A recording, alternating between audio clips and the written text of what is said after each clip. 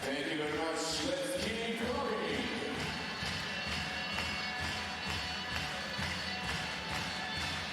さあ皆さん、これから団体戦の選手たちが登場いたします。拍手をお送りしましょう。Thank you very much, Tokyo. ありがとうございます。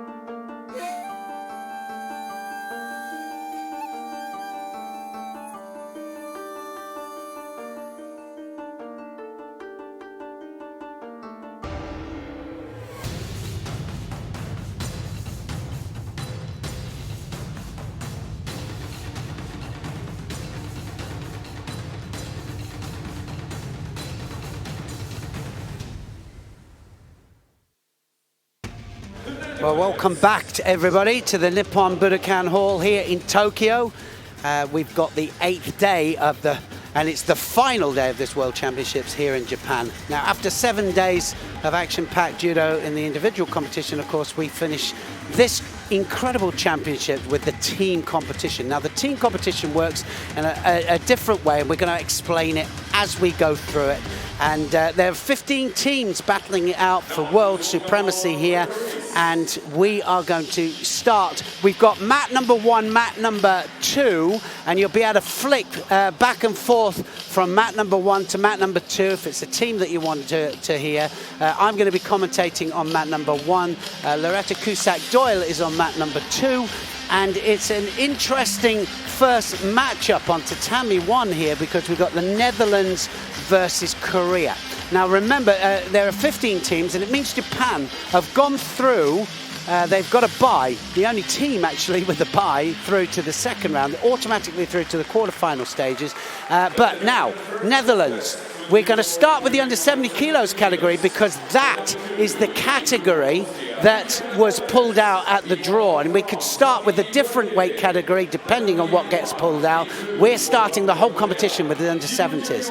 Under 70s, Kim Polling is coming out against Yoo Jae-young of Korea. It's Netherlands versus the Korea. And we're going to start off here with Kim Polling wanting to prove that she had a bad individual competition, but she's going to try and put it right here. Good win here would start the whole team rolling, and the Netherlands have a fantastic teams. Under 70 kilos, they've got Kim Polling. Van ter End, the world champion, is under 90s. Verkerk is under 70s, plus 70s, sorry, and she is the former world champion. Roy Meyer, the newly crowned world bronze medalist, plus 90. Verhagen at 57s and Skipper at 73s. Now, it should be interesting, and I'll go through the Korean team in a second. Let's concentrate on the fighting just for a bit. And still no score, but Kim Polling come out there, all guns blazing. The difference is with the teams all go into a dugout, and they all support each other, all right? So they're all in a dugout. And they can get behind their teams. This is when you can absolutely shout for your team members and you want them to perform. Now, if it goes 3-3 and it's 3 equal matches, it's not about points, this is just about winning. So you can have 3 ippons for one team, 3 wazaris from the other team, it's 3 wins each. And the final match, they'll have a final match, they'll pull one of the categories out again and they fight again. But it only goes into golden score. It's only a golden score match. There's a wazari here from Polling.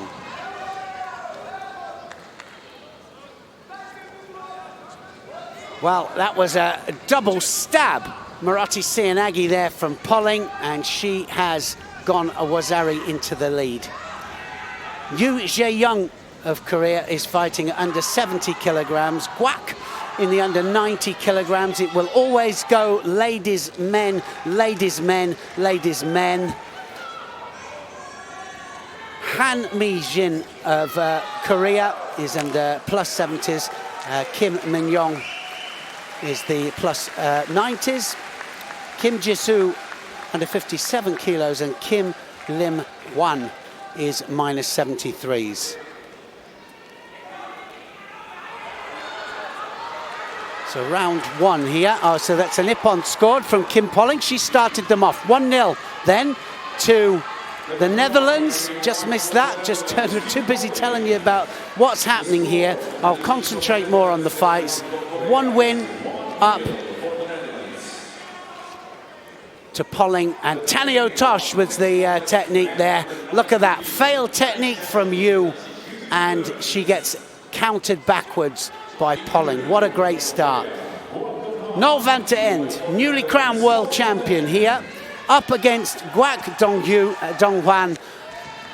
Gwak, a former world champion himself, and he'll be wanting to prove himself against the newly crowned world champion. And I've got to tell you that it doesn't always work out, that the newly crowned world champion is still tired, don't forget, and they come out and they've got to start all over again. You know, they don't always have the best of form, but often they do.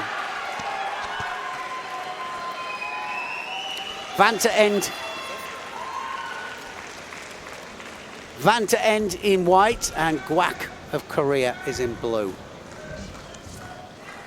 Well, kind of suspected that Polling would come out and put them 1-0 ahead, and the draw, certainly, the draw of the weight category certainly suits Holland, because it means that they can start with one of their strongest fighters.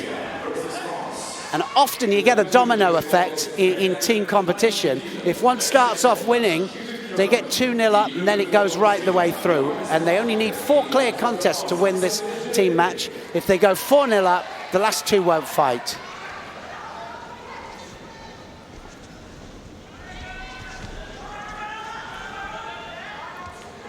Well, we know that Van ter End can come from different angles.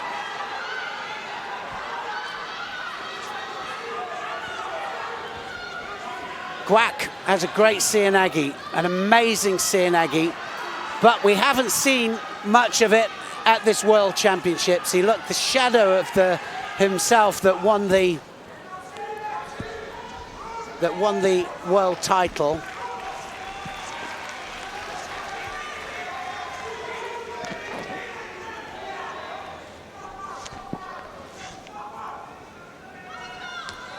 One Shido apiece up there. Everything else works absolutely as normal. The scoring is exactly the same. It's just the team mechanics of it that is actually different. So another Shido apiece. And I get the feeling that Van ter End just a little bit tired.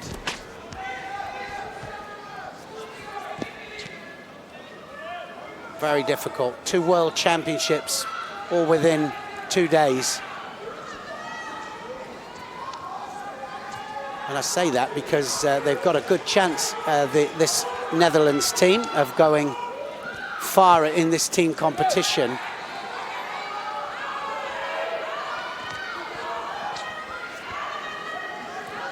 So pulling the head down of Gwak. Gwak's got to get his head up. Is that going to be a 3rd penalty? It might possibly be. So Gwak's going to be Hansokamakid here, 2-0 up to the Netherlands.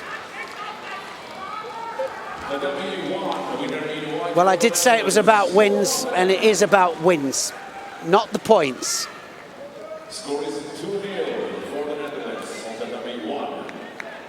Next contest, tatami 1. Well, he'll be pleased to get that one out the way there, Noel van ter End. A little bit of a shock to the system. 2 days later, after winning the gold medal, and you're on a high, and then all of a sudden you're back in there again. Mahinda Verkerk, plus 70 kilograms. So Verkerk, of course, is a minus 78 kilogram fighter normally, but this is where we see them stepping up sometimes to fight the big ladies and the super heavyweights. Han Mi-jin, although she is a little bit heavier, she will have to move a little bit quicker. Verkerk will stay on a bike. She'll try and keep the match moving.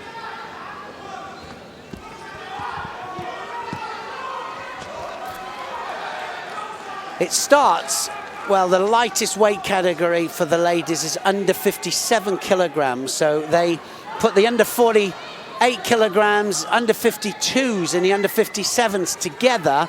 So you don't very often see 48s stepping up. The odd time you'll see a 52 in with the under 57s.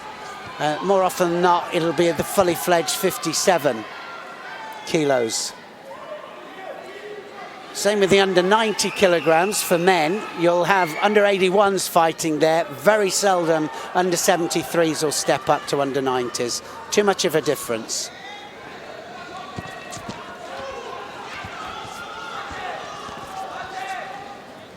Verkerk tries the Sodi Surakomigoshi there and backs up Han. And now tries the Seoinage. Is she going to get taken back? She knew what was coming there.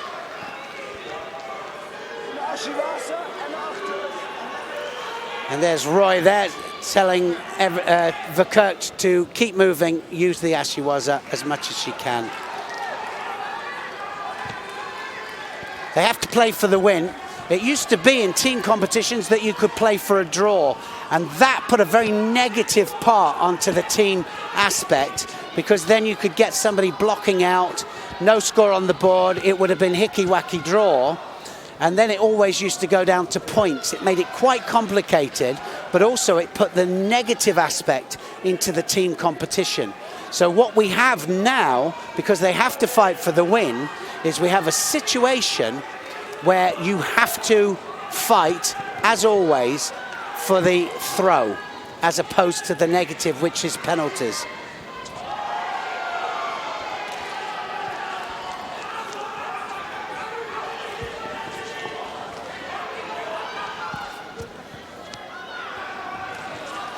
This for the benefit of being able to fight Japan in the next round. So there's the dugout there, the Korean dugout, and the nice thing about the teams is that they all get together. It's amazing how it pulls the whole team together. You're all of a sudden relying on your teammate there to have a good performance. 2 Shidos up there to Verkerk, so she knows this would be a really important win for the Netherlands. If she can get 1 score on there,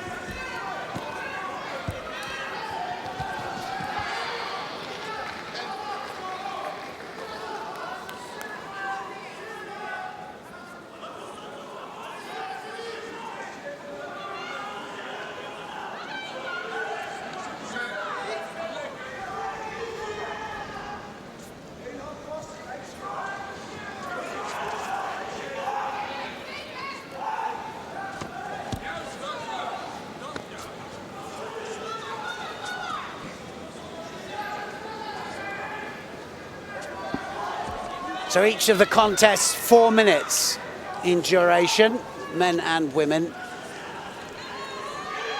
This time trying for the Sodi, but easily squashed there by Han.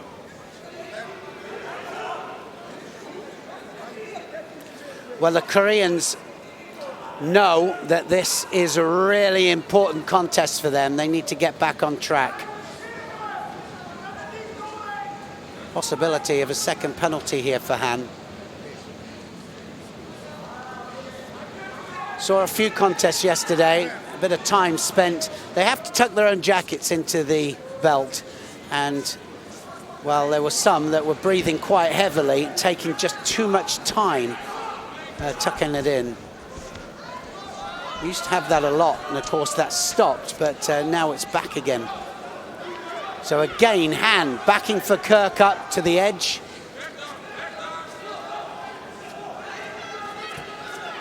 And for Kirk just finding it that little bit difficult to get past those strong arms of Han. Benefit of the doubt for that one. She'll have to make sure just a little bit stronger with the Kumakata. Saying that now, we haven't seen Han attack really. Han's just waiting for the counter. So into golden score. 2-0, Netherlands lead over Korea.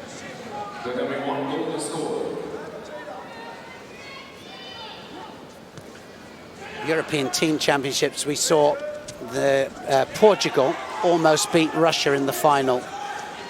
Such is the balance of their team, equally balanced with their men and their women and the performances, and so it creates a really strong team effort, which is a little bit different than having 6 individual, really well-performing athletes in individual competitions.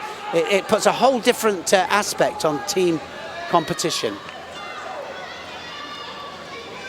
And the IOC likes this so much because of the equality, the men and the women, that they've introduced it into athletics and also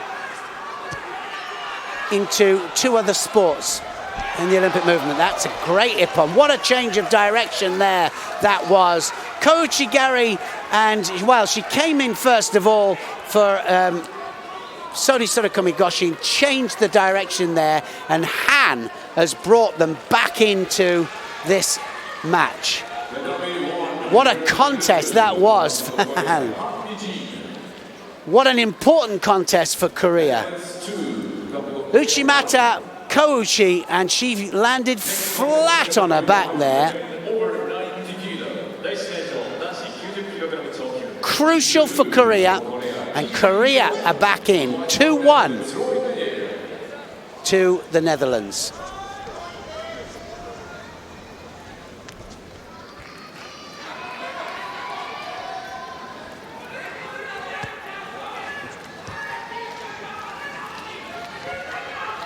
So Roy Meyer is out here now. He could take them 3-1 up. He's up against Kim Min-young of Korea. So this is going to be a battle as well. Roy Meyer just literally was the last man off the mat last night in the individual competition. Well, almost second to last. But when you fight a world championships, you get up the next day, you roll out of bed. You don't step out of bed.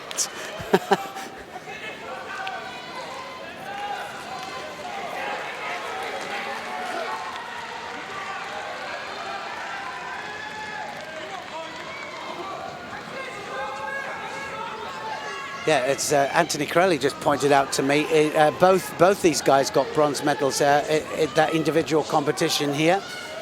Kim Min-young was also third from last off the mat, so he's equally as tired. Well, I guess this will sort it out. Third best in the world. One Judo apiece on the board at the moment. Bits of plaster flying off their fingers, as long as it's not the fingers, because it normally holds the fingers together, those bits of plaster. The kumakata, of course, so important in our sport. I'd say it's 80 to 90% the most important thing as part of our sport, because the one that initiates the technique is the one that dominates the gripping. 2 Shidos apiece. Now then, and you can see him there struggling a little bit there, Kim.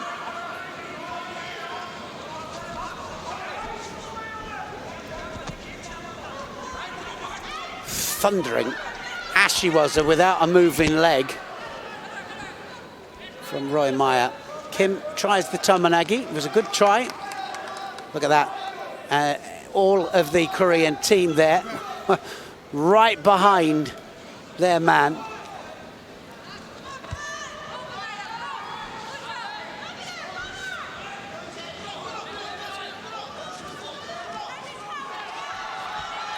Uchimata this time from Maya. Kim just manages to hold off.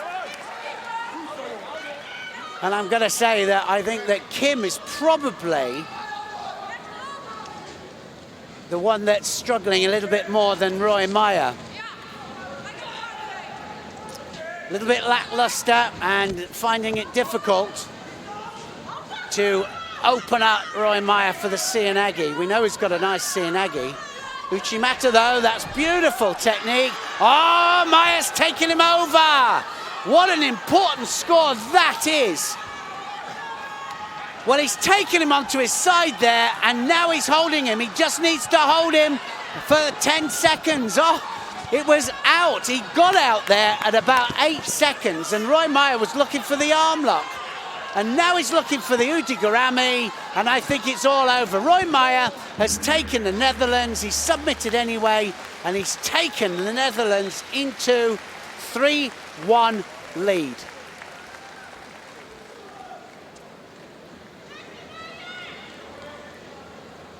What a match for Roy Meyer to win. One more contest they need, the Netherlands. And that will be a really impressive win against this Korean team. This is only the South Korean team. This is not a combined Korean team, which we would have expected, but North Korea have opted not to do this particular event. Look at that change of direction there. He gets a Wazari and then in for the Udigarami there. And Team Netherlands go berserk. Sandverhagen in the under 57 kilos category then.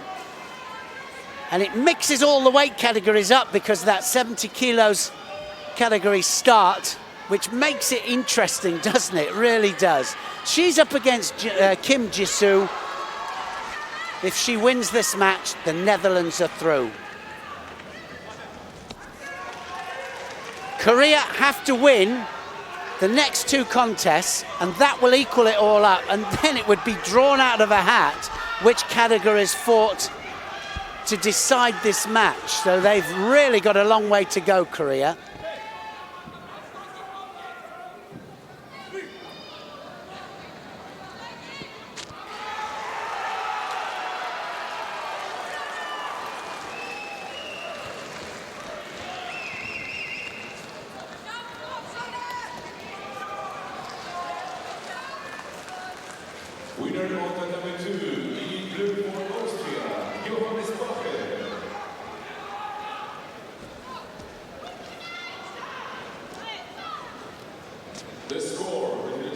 Netherlands win this next match, the other 2 they don't have to fight, so it's a clear 4 win. Oh, that's going to be a Wazari. Nice Seoinage, that very, very low. And Verhagen could be in trouble here because now she's going to tie up the top half. 2 possibilities from this particular situation. Ties up the top half, takes that leg out for the Osai Komi, but there's also a Shimiwaza there as well against that arm if she cranks it in, and she's got to crank it in now because that is really tight. Really nice bit of groundwork there from Kim, and she just needs to hold for 10 seconds. There's a Wazari on the board already, and it's all over, and she made short work of that, Kim. That really was an impressive performance. Verhagen, don't very often see her go like that. So now it's 3-2.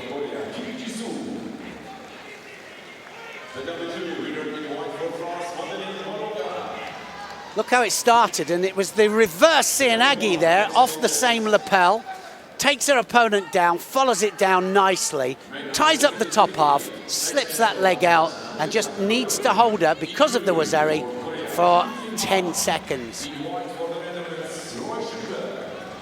Next up is Roy Schipper, then of the Netherlands, under 73 kilogram fighter against Kim Lim Ham of Korea. So while Kim has a chance of equaling this all up, and I have seen it, that they've pulled it out the bag, equaled it to 3-3, then it goes into a draw. Computer draws out the weight category, and it is possible to be the same weight category, just walking straight back out for the golden score. And it goes into golden score. And Schipper says, I don't want any of that.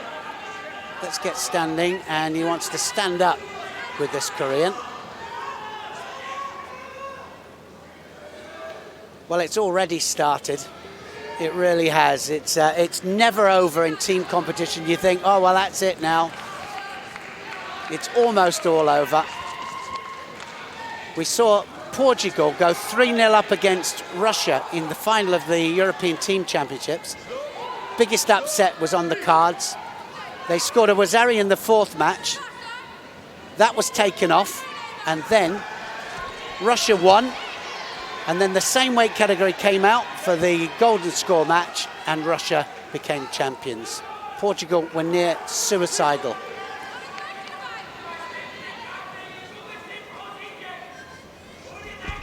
Now, nice, oh, that was a nice Seoinage there from Schipper.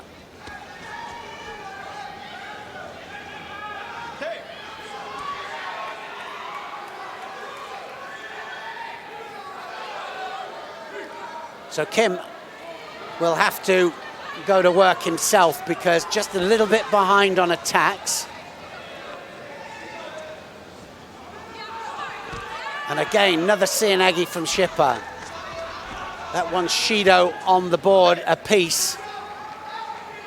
Just livened him up a little bit, and Kim's got to do the same, just falling behind on the pace.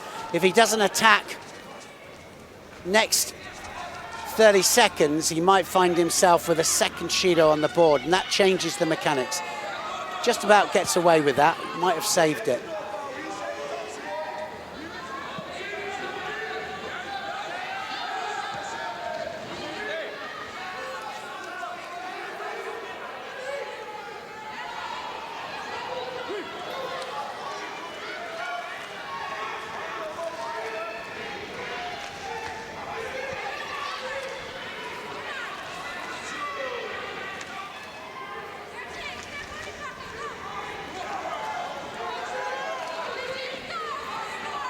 Well, the Judos as well given for not gripping up. Negative, positive gripping strategies. And at the moment, Schipper doesn't want to grip up. So he's really trying to look busy, trying to make it that he's trying to do something, but really he's playing defensively. And it's Kim that goes forward. Schipper, though, just manages to rescue it with an attack.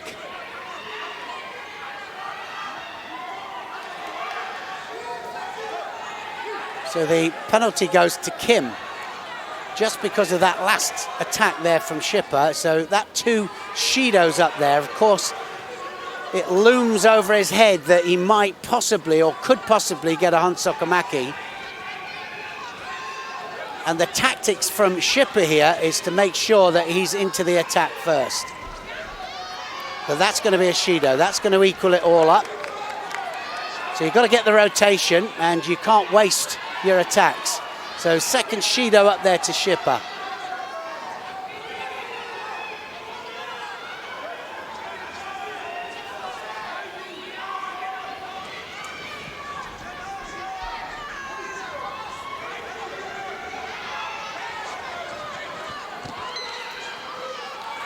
Korea need this win.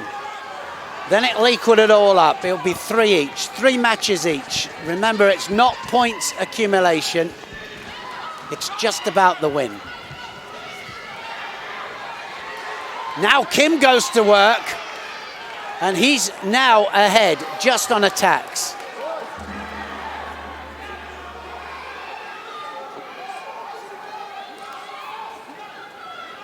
Roy Mayer just shouting advice to his teammate here. And I think just being told there just to curb it, not allowed to shout. Well, the coach actually, that was at the coach. The coach is not allowed to shout any information while they're actually fighting. Now it's going to golden score, Mate called. So what a close match this is. This is where some of the ones that don't excel in individual competition,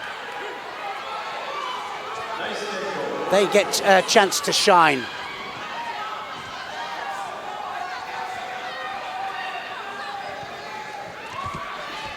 Schipper again, in for the Cianagi. Coach is saying that's it, it's exactly what we want.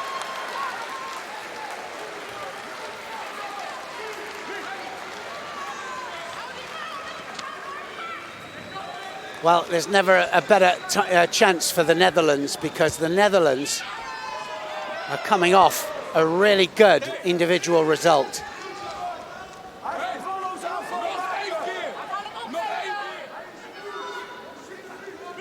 One of their world medalists not in the team, saving him for later.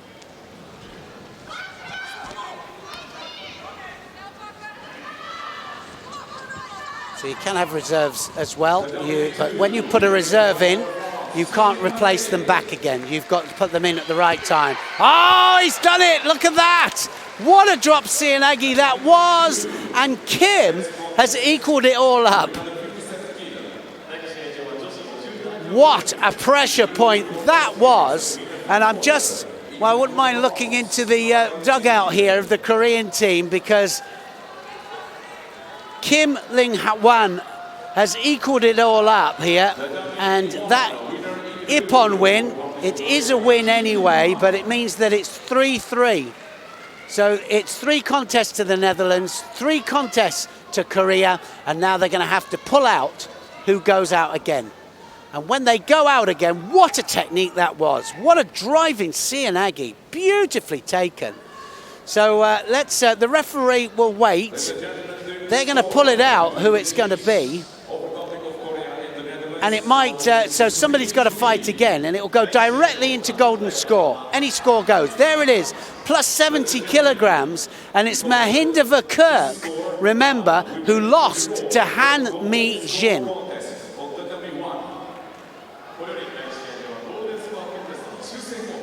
They're all starting to line up here, and I don't know quite why.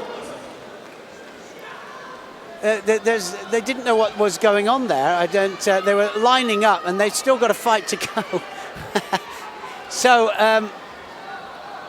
it's going to be Mahinder Verkerk. She lost by Ippon, remember, to Han Mi-jin, and I've seen them turn over a result at the turn of a hat like this. They could come in here, and Verkerk will be totally different. Let's see how it plays out. The winner of this, golden score, remember, any score will win this match.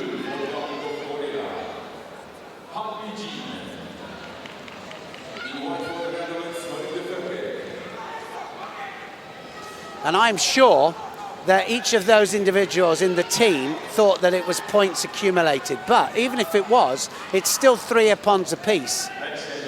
So it would have still come into golden score, but it's not. It's all about wins.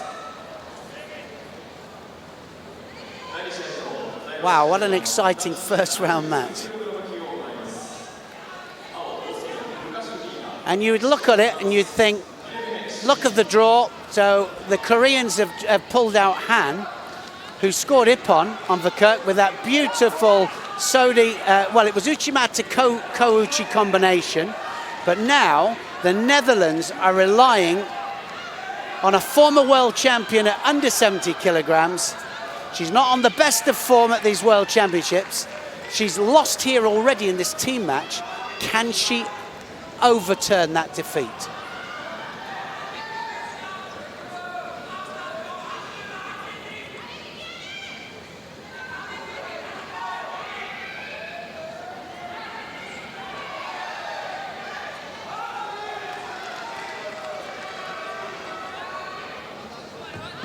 So I don't quite know what they're waiting for.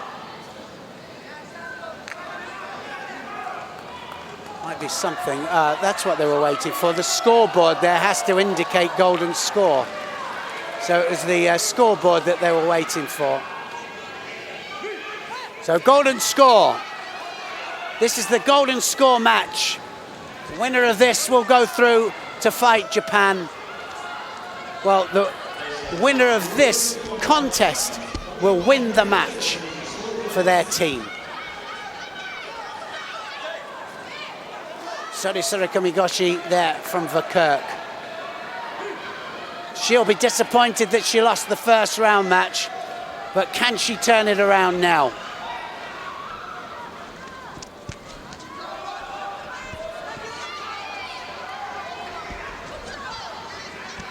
Not really full commitment in there for that Seoinage, is it? It's almost like she's hitting a brick wall. I think as well, Anthony Corelli's just making an indication that perhaps foot sweeps or kouchis to the back, certainly with the bigger fighters and the heavier fighters, I think that that's probably the best thing. The Seoinage, probably a little bit of an ask. One Shido up there to Verkerk.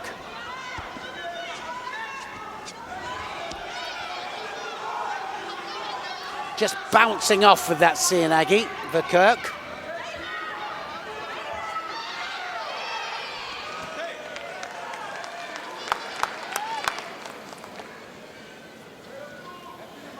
Well, normally you would have Verkerk in there as a banker in your team. Because she's fighting in the open weight, she's probably starting this at a disadvantage and not as the favorite. Han, full of confidence, trying for the Uchimata Kouchi again. Dominating the head. The Koreans do it all the time, don't they? They pull in that double lapel head control. Don't do it so much now because they can, if they don't attack, immediately get a Shido. You've got to attack off any dominant grip.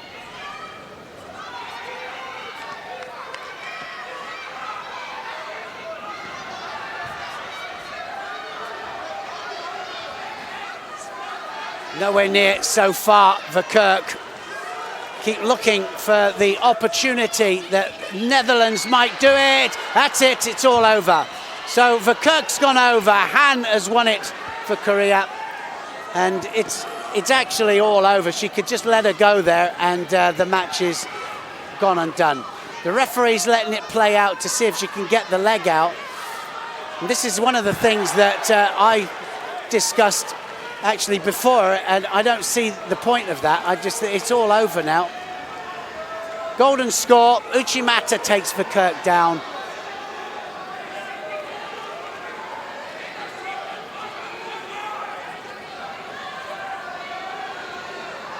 So they're going to have a look at, I don't know why he wants to have a look at that. Maybe because of the elbow. So that's why he let it play out, because he wasn't sure about the score. Ah, absolutely, it was about the elbow there. The elbow was out and it was the wrong angle for us.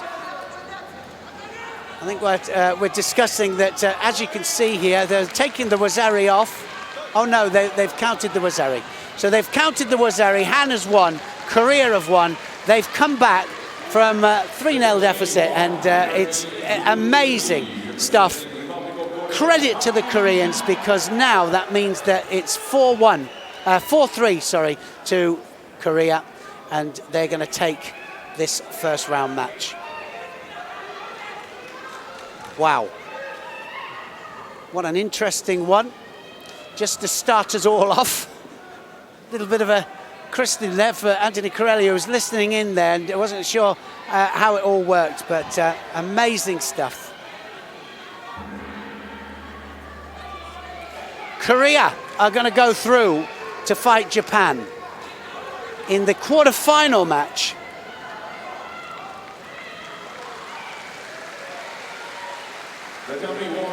Gutsy performance from the Netherlands. They looked like they were going to go through, didn't they? Quite comfortably. But that is what makes team competition so interesting.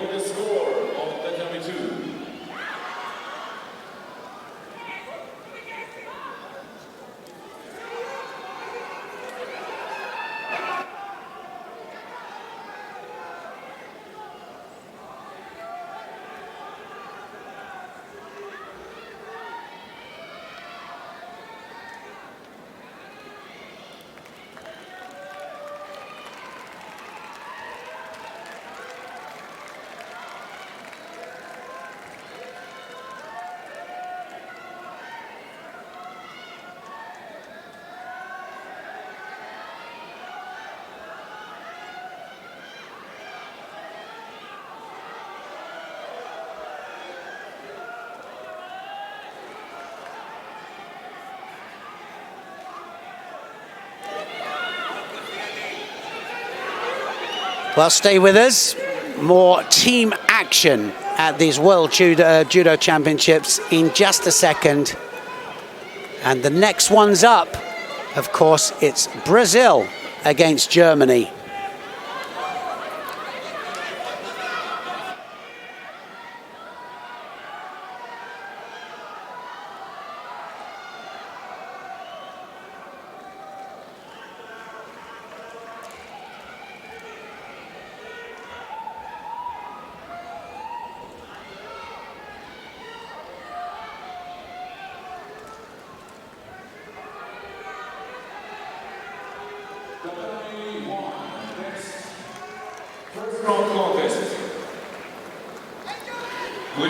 Brazil lead them out.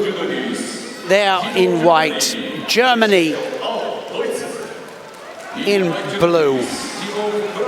Remember, we start with the under 70 kilos category.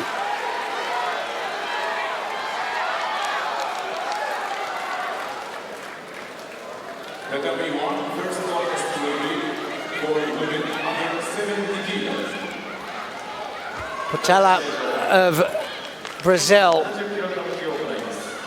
is the first fighter from Brazil.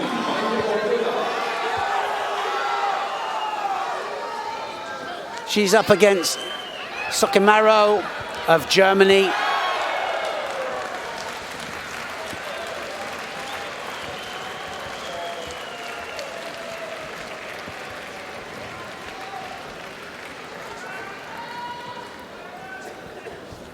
And Portela, former world medalist, full of experience. She has so much experience, dominating the sleeve straight away here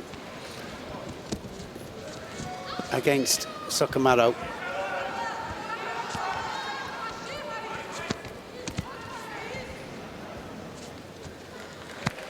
Well, looking for the Ashiwas of these two straight away.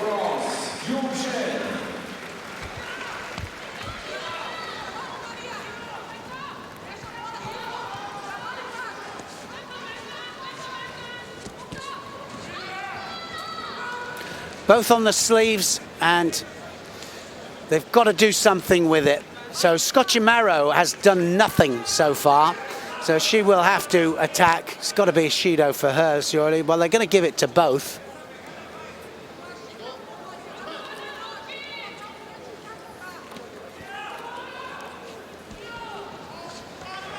The number 2 with the final score, 4-2. The winner in white judo's Team of France. Well, I'm going to bring Anthony Corelli into this. Just interesting concept here with the teams. It's just absolutely amazing, isn't it? It is fascinating, especially the fact that they can support each other is awesome. But also, you get a little bit of each category. If you don't, maybe you don't like heavyweights, maybe you don't like lightweights, but you get a little bit of everybody, and it's a really good eclectic buffet, if you will. Yeah, it is. It's got a bit of everything, and it makes it particularly interesting. We've just seen it now. We went 3-3, but you know, it looks as if it's going one way, and then it just switches, you know, and it can turn on a dime. Amazing. And Scocchimaro here looking for the Juji Gatami, and Portello, arm just popped out there on the mate. A little bit fortunate. Yeah, I was wondering how it's going to feel with regards to an actual team, because it's an individual contest each time, but it does really have that team feel, nation versus nation, and that's quite fascinating. Well, the other thing is that you can have great individual fighters don't necessarily perform well in teams. You have the opposite. You have people that don't perform necessarily that well in individuals, but do extremely well in team competition. They kind of rise to the fact that they've got teammates behind them. And then you get the odd ones that do both. Yeah, I like also, you know, previously only in the super heavyweight did we see large discrepancies in size, but here, because you could have, even for example, minus 73, you potentially could have a 60 kilo person, and there would be a discrepancy in size at a smaller weight class. So that's different, and different's good. Yeah, it doesn't happen for some reason. I mean, you're right. We could have 60s in there with the under 73s, but normally at the odd time we've seen a 66 in there. Ebenuma, I think, fought one time for the Japanese in the higher weight category before he went up to 73s, but don't see it very often. But what we do see is the plus 90s and the 100 kilos fighters fighting at the open weights. And we see that quite a lot. And then the under 78s, they step up to the mark as well. Yeah, percentage-wise, the larger you are, the less significant it is that you're fighting somebody larger. And that's why the weight categories are 6 kilo increment, 7 kilo increment, 8 kilo increment. Just climbed off that, Portello. 2 Shidos up on the board there. Look how they're just getting behind their team. Portello being told that she needs to be more active. She's got to attack at the right time. That match went by quickly, action-packed. Yeah, the 4 minutes just sailed past.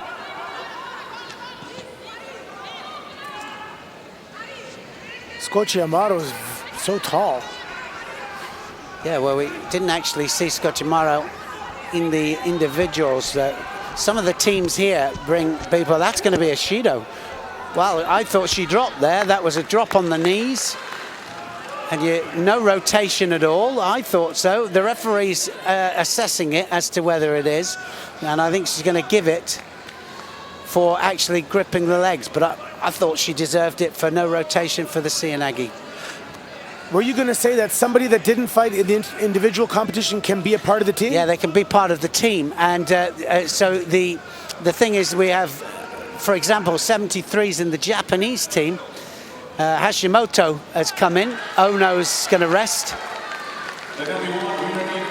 So she was disqualified there, Portello. And she now, that's 1-0 up to Germany. Very important win there for Scocchimaro. Now, is there a maximum number of substitutes that a team can have? 2. And the other thing is that if they come in from the individual competition, they are allowed a 2 kilo allowance. Oh, wow. So that they don't have to drop the weight overnight and make the weight. So they do have that 2 kilo allowance. Unless it's open weight, of course. Look at that, straight in there. Machado against Triple, and this is an interesting confrontation.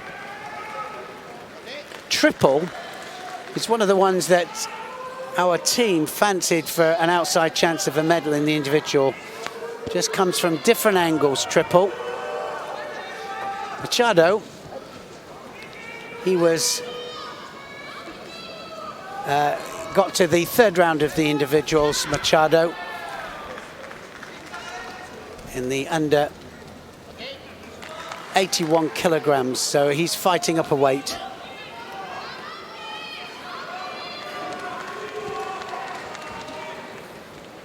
Oh, we have an injury now, unfortunately, mat number 2. Yeah, we're fighting 2 mats here. We're on that mat number 1. On mat number 2, we have the bottom half of the draw. Overall this week, not many injuries. I saw a couple people taking off, and that was about it, which is good. Obviously, you don't want people to get hurt. No, we don't, do we? It's a hard physical sport. The last thing we want is injuries. Yoko Satemiwaza there from Machado. Germany have a good chance here of going 2-0 up. Just looking down the team list, they've got Wagner, plus 70 kilograms. She's fighting up the way. Nice Tominagi attempt there by Triple. Just avoided the Wazari score. It was Machado.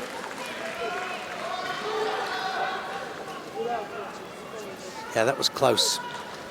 They seem to be just testing the waters, so to speak, with Newaza, not really wanting to get in there.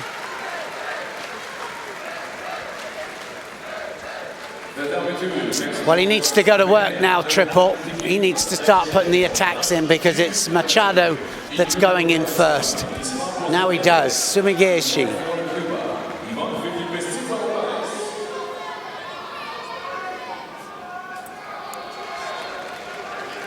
So penalty, second penalty up for Machado.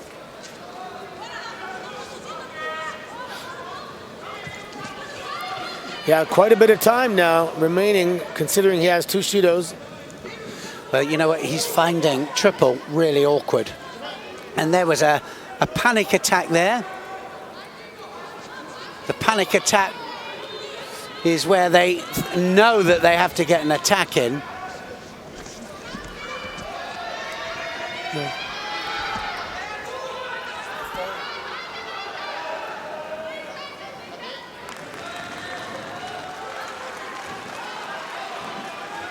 Well, they know they're in danger of getting a third Shido. They know they've got to put an attack in. They put the attack in. But it's not a strong one. And then, of course, they get the penalty anyway. Talking to Robert van der Waal about that, and he said that that's surely got to be a weak point. It's one of the problems that the Shido, of course, offers, but we've got to find a way around it.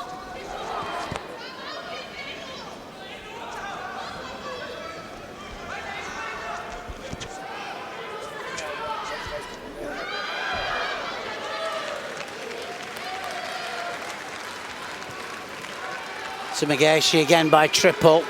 Last minute of the contest. Thank you so much, man. I appreciate it. Uchigari! And the arm was out there. Triple's arm was out, so no side landing.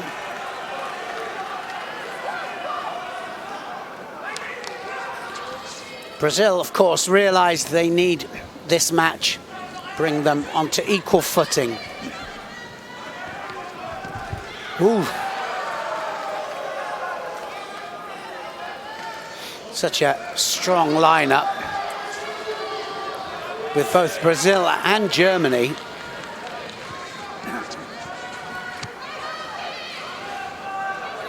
Triple, the art of keeping busy without being busy.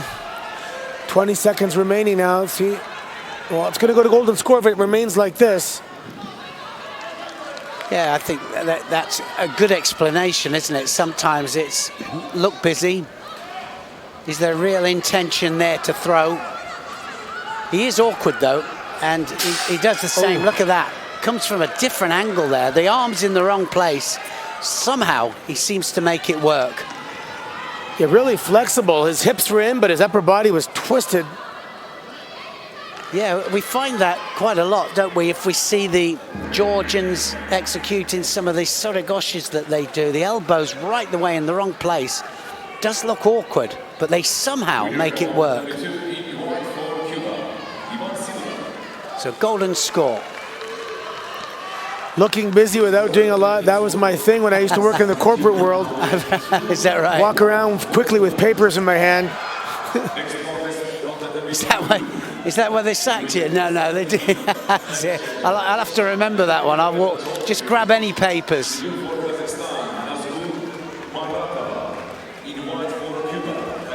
16 seconds. Is it going to go? Oh, it is. 16 seconds into golden score, should I say. Any score now? That was close. Excellent agility demonstrated by Machado.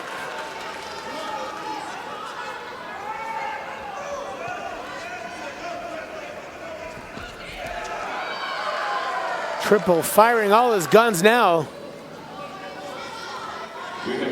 Oh, and that's going to backfire. Second Shido up to triple. 2 Shidos apiece.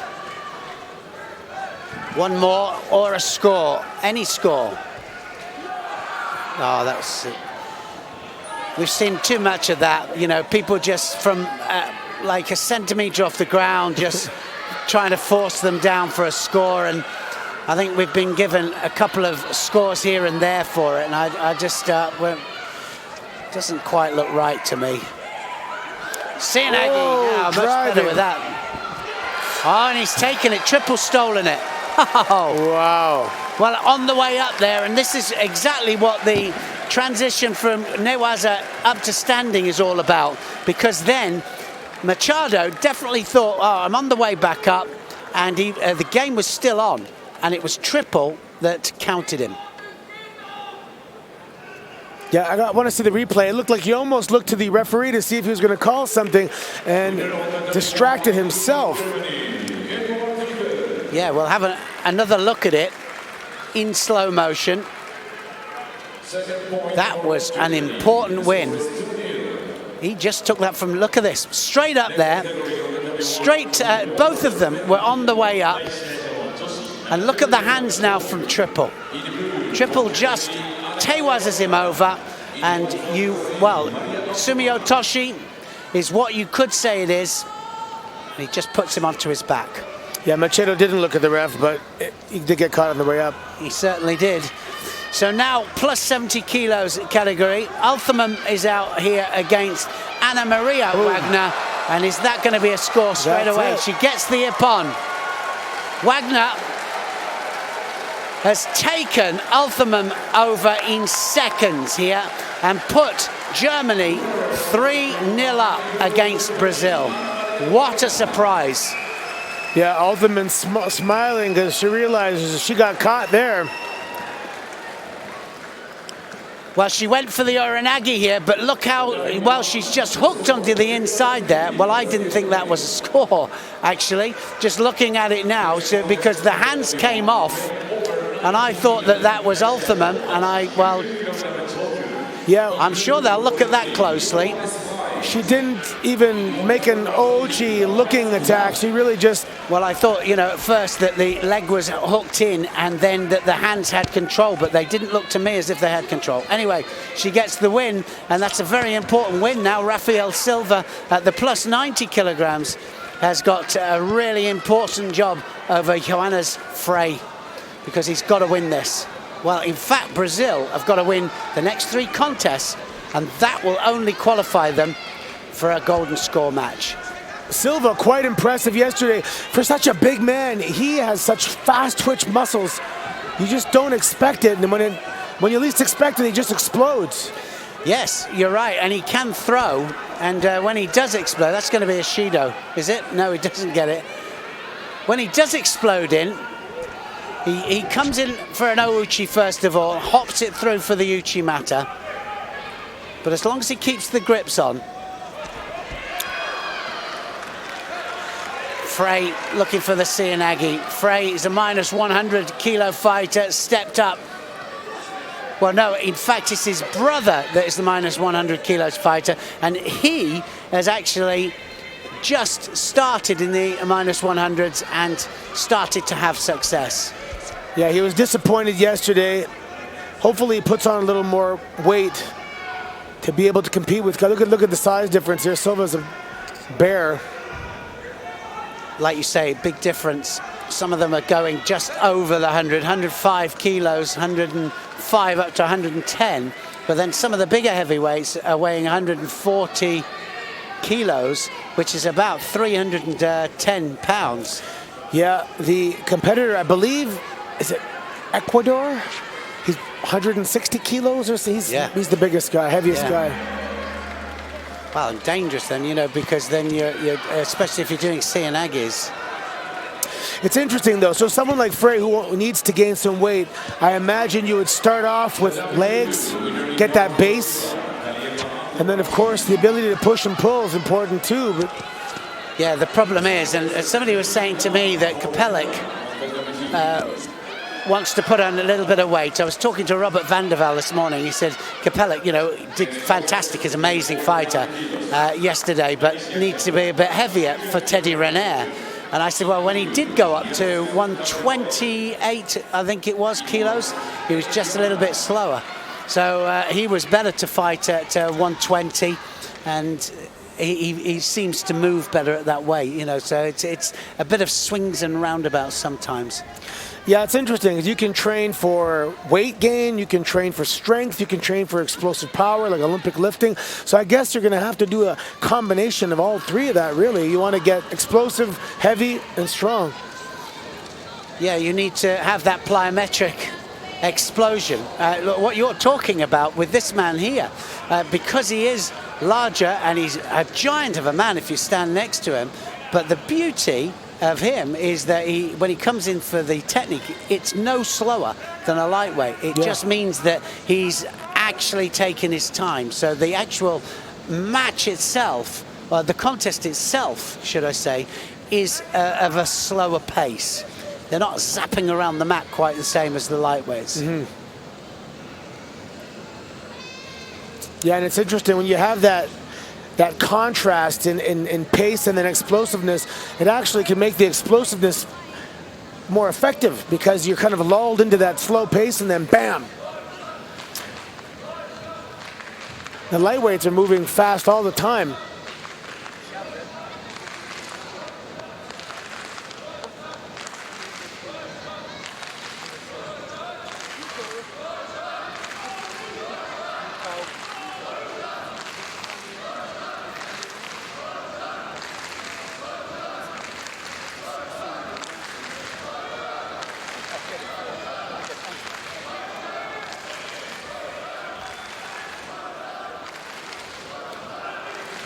Never the nice place to be, is it? Standing out there, all the people just, well, waiting for it all to begin. We've got mat number 2. There is action going on there, so the crowd could just take a look over there, but they're waiting for Frey to come out here on mat number 1. Often we see a score after the Hajime immediately. It's 1 shooter apiece for these two, but often when we see them coming back after a bit of a break, then somebody will explode into a technique. See if it happens. He wants the Cianagi Frey, but I think it's a bit of a tall order. Yeah. Literally. Literally. The upper deck today quite packed. Large house in attendance. Yeah, there was last night as well, the weekend. Whoa, man. That was a close one. He went for it directly, though. Didn't set it up with any back movement or anything. It's hard. That's hard with a big guy like Silva. Bear in mind that if Frey wins this, then Germany are through. It'd be 4-0. Gets a penalty for that one. No-handed Cianagi. Can't throw anybody with those. No-handed.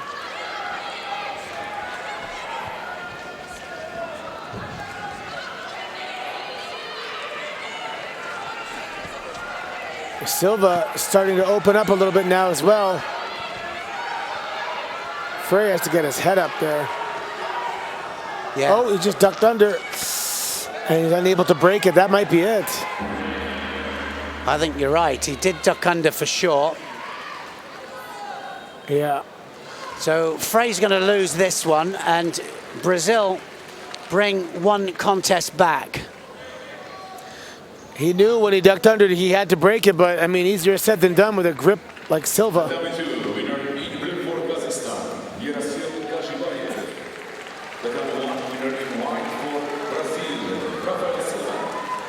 Well, we've got Rafaela Silva, not Rafael Silva, and I always get them mixed up. And then they pulled me on it, the Brazilians, and they said it's Rafaela for the lady. And so this is the former Olympic champion. She is the Olympic champion. She is the world bronze medalist, Rafaela Silva. Under 57 kilos category. And she's up against Theresa Stoll of Germany. She could win this for them and just send them through to the quarterfinals. Yeah, Rafaela Silva, she is impressive. Well, she is. I mean, this would bring it back to 3-2. Germany, remember, are 3-1 up at the moment. They just need this one contest. Stoll needs to win against the Olympic champion. Bit of a tall order. Yeah. But she could do it. Right against left. Left-handed fight to Silva. Often that sleeve then very difficult to catch. But they've both got the sleeve. Yeah, they got to get busy here. We're going to get a couple Shidos given out. I don't know why throw a Shido away. Well, that's it, isn't it? I mean, you can't afford to throw any of the penalties away, that's for sure.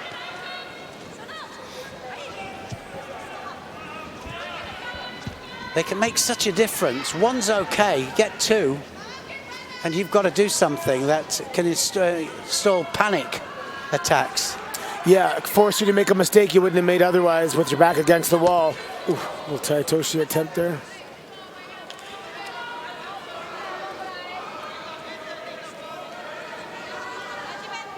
As you can see there on the board, if you're watching, 3-1 Germany right now. First to four moves on. They will face the winner of either Azerbaijan or Portugal. Every matchup here is exciting and interesting. Yeah, well, it's interesting, isn't it? And like you said, it's exciting and interesting. But the interesting part of it is the strategy behind the team ethic and what it all stands for. The fact that the team are together and the fact that it can just change. And it's never over until a fourth contest is won.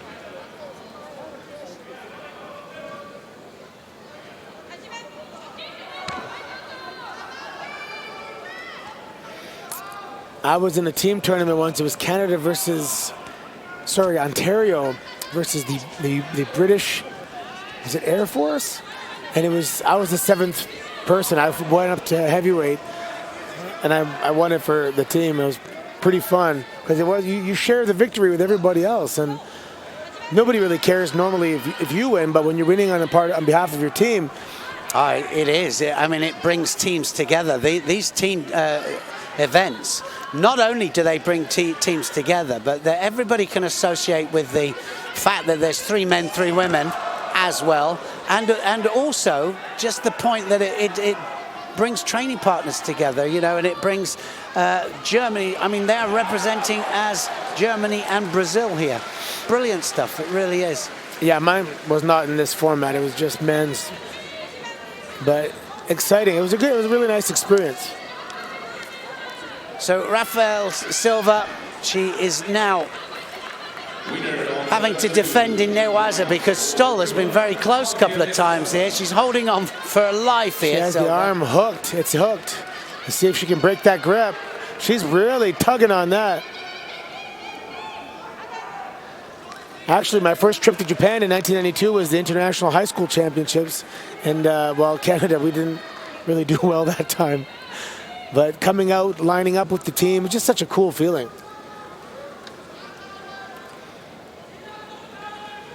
Well, Stoll will have to make sure she's ready to go on this. She can't afford another Shido. It will bring Brazil back into the match. The winner, Timo Cuba. Stoll putting some pressure there with regards to the boundaries. Yeah, well, Silva was quite happy just to go Shido because that means then that Yeah. it's all over and she'll pull a contest back. I was surprised this World Championship just how many competitors just love fighting on that boundary. Yeah, I mean, and again, I can't understand why, because the point is, you give up a Shido on the edge for just walking out or drifting out or pushing somebody out. You are playing, sometimes the difference between pushing somebody out and stepping out, very, very minimal. Yes. Why take the chance on it? I don't understand it.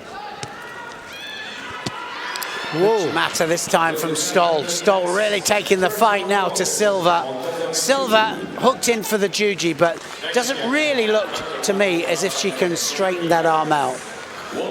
Yeah, there's nothing disappointing like losing a match because you stepped out. It's a silly mistake.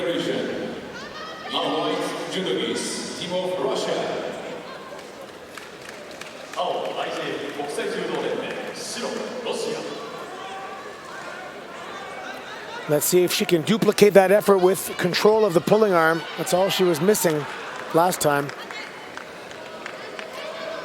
Well, we see that quite a lot, don't we, with a lot of the third techniques or the techniques in order to save the third Shido. We see a lot of flop and drop, and the reason being their panic attacks. I was talking to Robert Vandervelde this morning at breakfast, and he was saying that that's something that needs looking at, because by piling the pressure on with a possible Shido, that you have a possible Shido, it enforces a drop attack. And then, of course, it's not dealing with the Kazushi and the Suruti hand and the fact that we've got to use the hands to throw. So he had a really good point. 12 seconds in to golden score then. Any score on the board, but if it's a German score, it will take them through to the quarterfinal stages. Got to get through to the quarterfinals for any chance of a medal. You lose at this juncture, it's all finished. Oh, Now, that's, who scores that? that might be Stoll's score. Yeah, I think you're right. I think it's Stoll or nothing. It's definitely not Silva. Man, she really sacrificed her. It's not counting it. And I think that was a really good decision from the referee. Because they both fell at the same time there. Oh, they've got to, she's got to have a look at it. They are going to call it. Well, let's hope they play it again. Let's have a little look. It's the Olympic champion starts it. Stoll tries to counter. Yeah, at that point, I don't think she was applying offense. I don't think they're going to give it here, because Silva, she countered the counter, and they both fell together, as far as I'm concerned. Better just to let it carry on. I think you're right. What a call this will be. I try and read the referee's body language to see what's coming, but I think this is Well, going to be she's got a little earpiece in, of course, and she's talking all the time to her two two judges. I'm really glad they let that carry on. Difficult decision, though, eh? Yeah. And if there wasn't, that video review, there'd probably be a few errors. Just the nature of the sport, it's so fast. Well, Stoll now is the one taking the fight to Rafael Silva.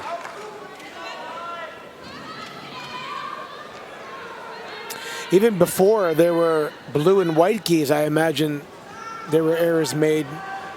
All you had to go by was the belt, Ooh. Well, hips went across there from Silva. Stoll fighting her very, very well. The Olympic champion finding it difficult form-wise. Silva's in fantastic shape. She's a minute 20 seconds in the golden score. Mouth is still closed. Not huffing and puffing at all. Well, that was back and forth again, wasn't it? And almost over. Both landed together again, so still no score. Excellent shoulder flexibility there. Gosh.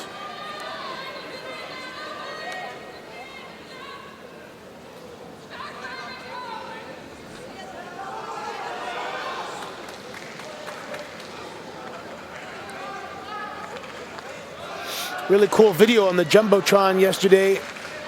about Silva and how she found judo and it helped her channel some aggression she had. Cool story. It's a very cool story because she was from the favelas. They actually introduced judo into the favelas, and when they did so, when she first started judo, she collapsed halfway through her first lesson because she hadn't had enough food. Oh my God. You know, these kind of stories, you know, make you realize that how judo can save lives sometimes. 100%.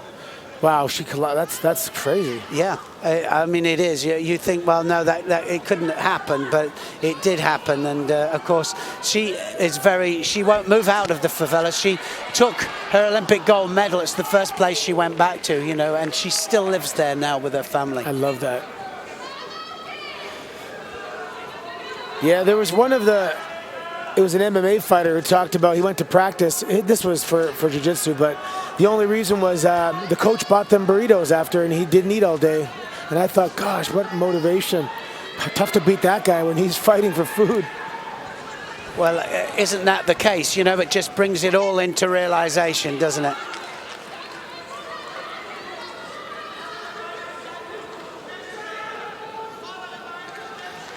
Yeah, you always wonder what's a stronger force. I mean, there's people that are born competitors and athletes, and they just have that natural burning desire to compete, and that's a strong force. But sometimes fighting for quality of life, fighting for your family's quality of life, that often can be a stronger force.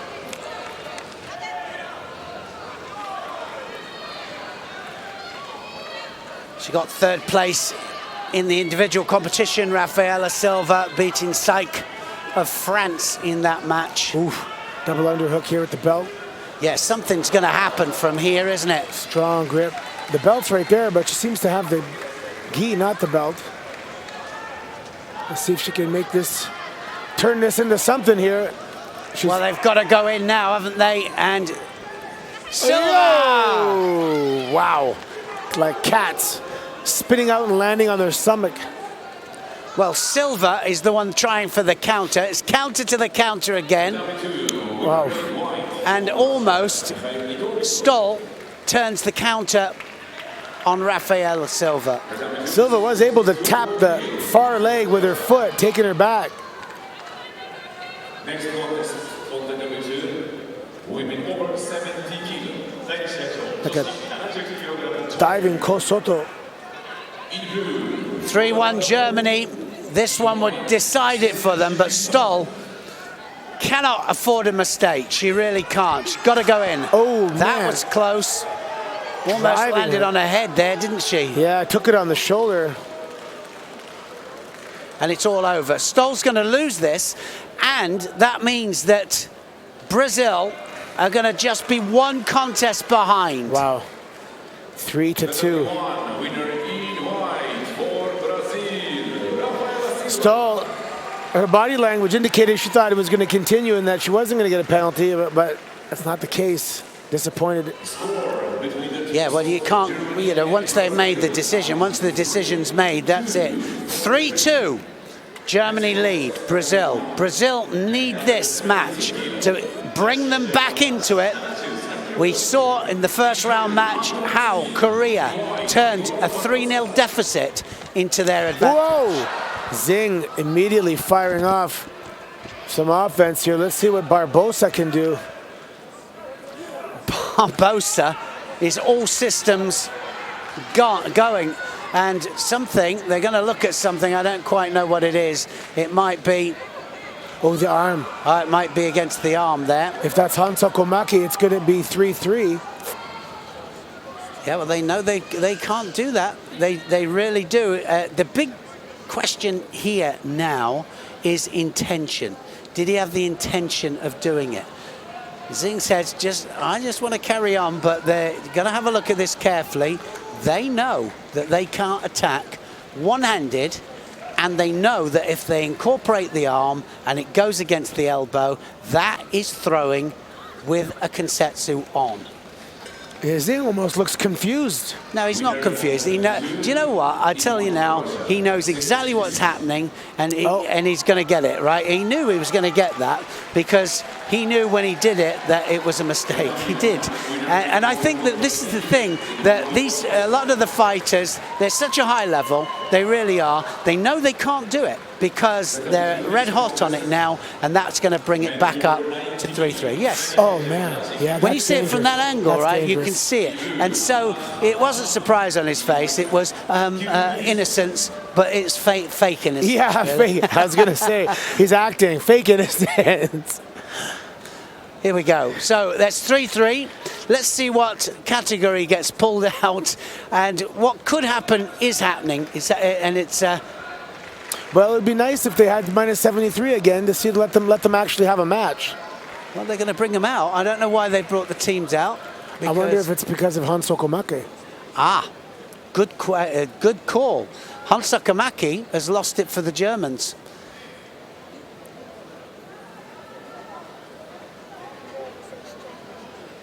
That is interesting. Yes, of course it is. I'm not quite sure how they're going to do this, whether that does mean that they won't be able to fight. No, they're going to pull it out. And it is them again. Yes, 73's out again. Oh, wow, good. That's okay. I like that because now we can actually see a match. Well, I don't know why they're bringing him out, but that was a really good point there from Anthony Corelli because it was, was that the decider because of the penalty? But no, it's going to go to a deciding match, 73 kilos. But so you're right. He has been disqualified. Do you know what's happened here? Because they pulled the 73 kilos category out, because he was disqualified, they're going to give the match automatically to Brazil. That was my question. Yeah, no, so it's a really good point, and it means that Brazil go through. The Germans then are going to be so angry at that match because Anthony Zing has lost the match twice. Wow. Yeah, wow. I wonder because, that happens in regular competition. They're out for the day. I was wondering if it's going to apply. And it did. And actually, the point was, if they pulled 73 kilos out, and it could have been any one of those weight categories that were pulled out, it happened to be 73 kilograms, and that cost them the match. How is that? Is that just a random generation? I know it's a computer draw. Oh, wow. And if you don't have a computer draw, then you do out the hat, and they pull it out immediately. And so it gets pulled out of the hat, and quite rightly so too. It just happened to be the 73 kilos category, and because it was 73s, Brazil go through. Wow. Bit of bad luck there because it looked like Germany were on the way through there. So now back to back, we've seen teams come from behind and move on. Yeah, we have. Wow.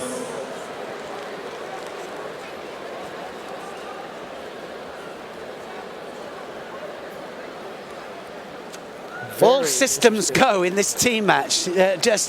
What can I say? That was the technique that did it there. He attacked against the straight arm. And he knows. I mean, if he hadn't have even taken the wrist there, then you could have kind of said, well, it wasn't intentional. And I'm sure that he didn't go out there with the intention of saying, well, I'm going to do wakigatame, but he made a mistake and he's paid the price. Rafaela Silva immediately recognizing that and calling for it, and rightfully so. You do not have the right to injure anybody. No, rightfully so. And bad luck that they pulled out 73s to go again. Okay, so where does that leave us? Now it leaves us with Azerbaijan against Portugal in Pool B, and that's up next. And just a quick look at the lineup. It's going to start under 70 kilograms. Haslani at under 70 kilograms, Medvedev under 90s, Kinzerska plus 70s, Kodzeyev plus 90 kilograms, Manksedov at 57 kilograms, and Shikalazada at minus 73s. 66 kilo fighter there, stepping up to the plate. Timo, Aguidze, Nunes, Fonseca, Montero, Fernandez for Portugal. And I can tell you right now that Portugal are the ones to look out for, because they got silver medal at the European Team Championships and almost won it with a straight 4-0 win against Russia. Timo not wasting any time. They're great team fighters, Portugal. They've got a really well-balanced team. So looking at it on paper, you think, well, maybe, you know, it's Azerbaijan, but it doesn't work like that. That's going to be a score. Wazari scored there to Timo. Again, yesterday on the Jumbotron, there was a special on Guzenov. He's from Azerbaijan. And again, we used to trade the VHS tapes and watch him fight. And I didn't even recognize him. It was, you know, that's 20 plus years ago. But really cool, and I realized who it was. I was a big fan of his judo. Yeah, he was a great judo man, Gazanov, and he's a great man, actually. Lovely, lovely gentleman. I guess we all look older, Anthony. Yeah, just a little bit. You were very diplomatic there when you, the way you said that. It's the way you talk about me, I know you do.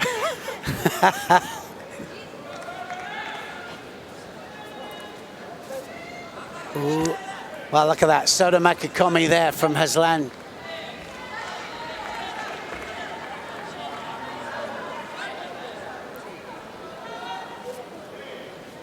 Didn't she have an amazing World Championships, Timo? She did. She was, oh, that's very little rotation there.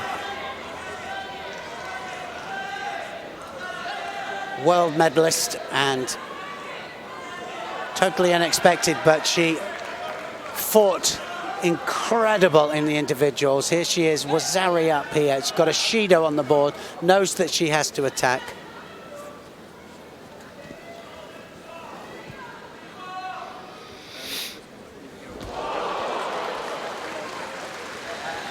Man, the arena just shook from mat 2 action. Plus 90 kilograms, so that was some heavyweight ippons taking place. But on mat 1, we are still in round 1 of team competition. This is the first match, halfway now, 2 minutes to go. Timo has a Wazari, but she also has a Shido, and nothing on the board for Hazanli. Ooh! Nice little Kochigari. Well, still plenty of time as well, isn't there? 1:48 still on the clock.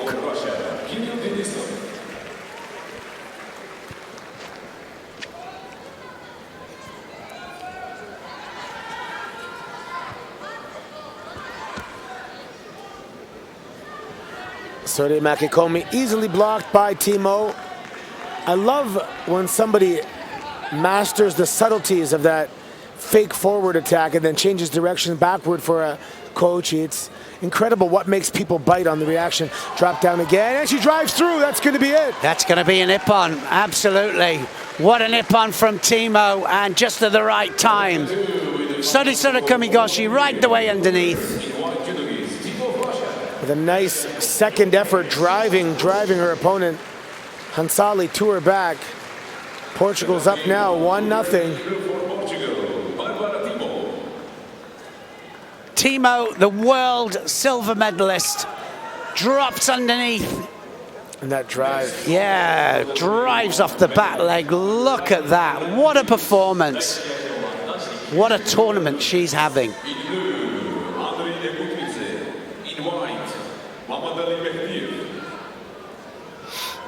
Medvedev in white here, up against him. This is minus 90s.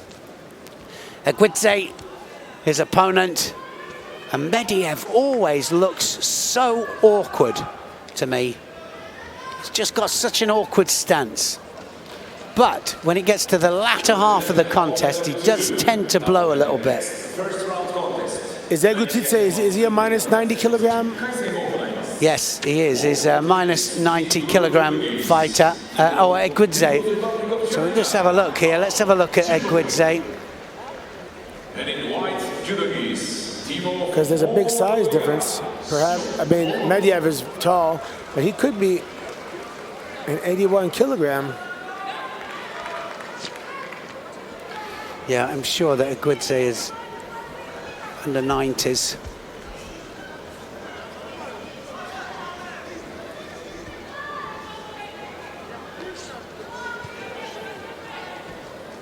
A lot of tall, thin athletes at this Worlds. The body type is not necessarily changing, the stereotypical body type, but there are a lot of thinner judoka I'm seeing lately. Well, especially at 90 kilograms, 81 kilograms as well, I have to say.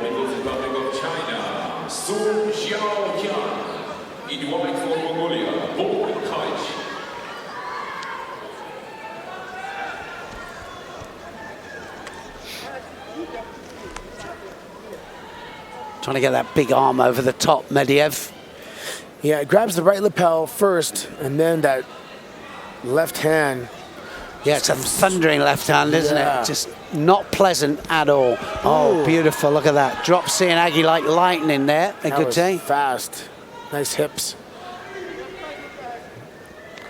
Yeah, sometimes those overhand rights that catch you on the ear and the neck and the jaw, it's like a punch. Oh, he just used the weight. Came down, that's going to be what Zari scored for it. Medvedev just powered over him. Look at using his chin, pushing forward.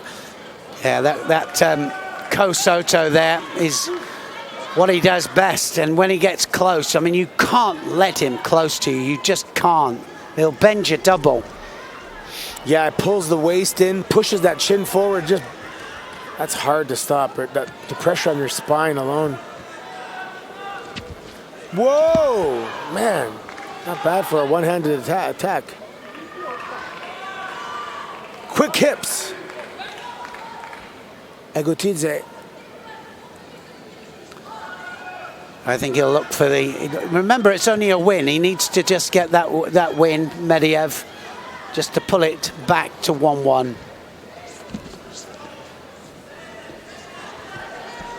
So this time off the ground, is he going to go for ground? Not renowned for his newaza. He's just looking to waste a few valuable seconds here. Yeah, just keep busy. Has the arm. Keep that, just try to work, get that leg out. If you want to eat the clock down, you got it. There he goes. Well, he hasn't got the head properly. I don't think it's, well, she called outside commi, but the leg was still trapped. Yeah. But that was pretty effective with regards to eating up the clock. We're under a minute now. Second Shido up to Aguidze. He says, I'm doing my best here. This rangy fighter, Medvedev, just making anybody look bad. Oh, now then. No hands, no hands. There were no hands on it. He was looking there just to say, well, I redirected that, but there were no hands controlling it.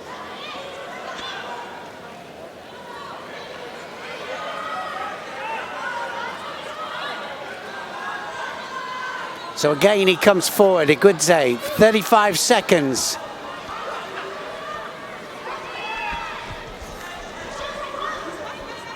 Aguidze looking like, oh, that's going to be, wow, actually. I thought that was going to be it, but he was able to just spin out last second. He is agile and quick. I think you were right. He starts off on the lapel. That's why he didn't have the sleeve properly to control it. The Kazushi just not up. But now, Aguidze just getting a little bit desperate now to try and get a score. It's going to be all over. It's going to be 1-1 then. Portugal, Azerbaijan, and Medvedev pulls one back. Yeah, you can see that Medvedev tactically realized he had a Shido to go. Double lapel grip, stiff arms, willing to take the Shido to eat up the clock, and he did it. That was effective. 1-1. We're all tied up. Plus 70s coming out next. This is the hugging Ko Soto there. Not allowed to catch hold with both hands at the same time, but he had one hand on already, and then he just drives him over onto his back for the score.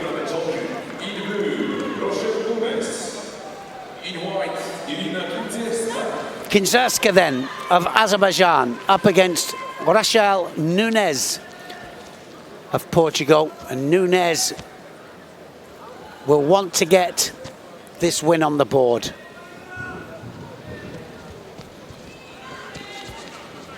Yeah, Kinzerska went pretty far yesterday.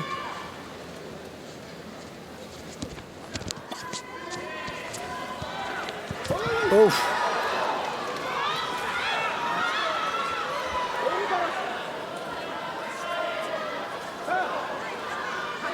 There they go.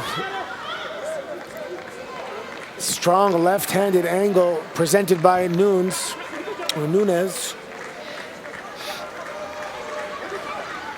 Yeah, Kinzerska looking, she wants that inside grip, and she's dominating the head here.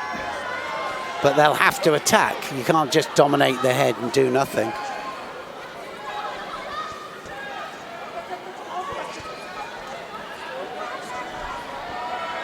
Yeah, she has to at least get her leg on the outside of Nunes' leg. Yeah, this is an important match, isn't it, for the team to win.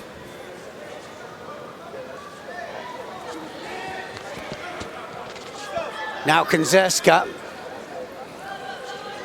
left to left. So he who dares goes around for the Soto Makikomi. I was going to say the front leg there is what you normally get tempted just to hook round.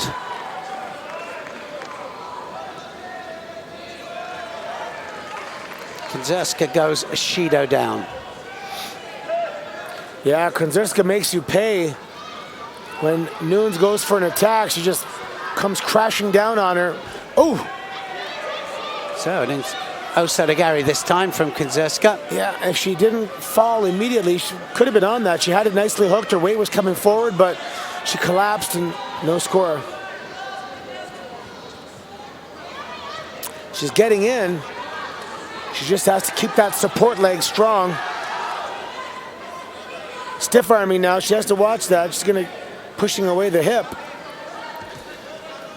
Yeah, you've got to be careful with the stiff arms. One more penalty wouldn't be good for Kinzerska.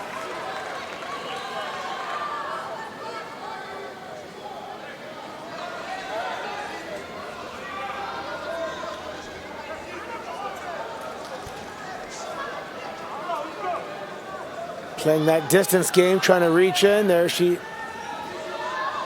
Nunes gets the grip and Kinzerska wants to break it. Not really snapping it off, just kind of powering it slowly. No attack coming from Kinzerska at all. Or Nunes. So it's going to be definitely a penalty apiece, I think. Kinzerska will get a second.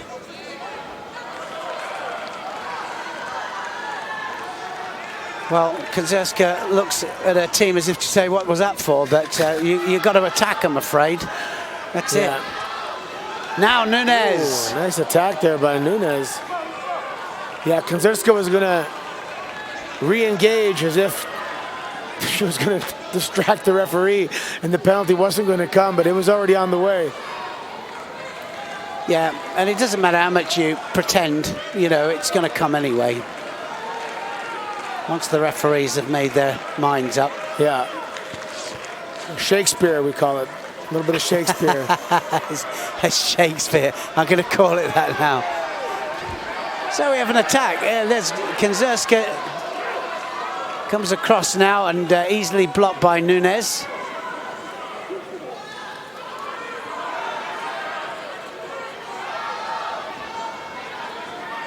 Well, for Portugal, this is one of their bankers, I think. Nunes, they would expect to win this match. My knee was screaming then. Yeah. It was.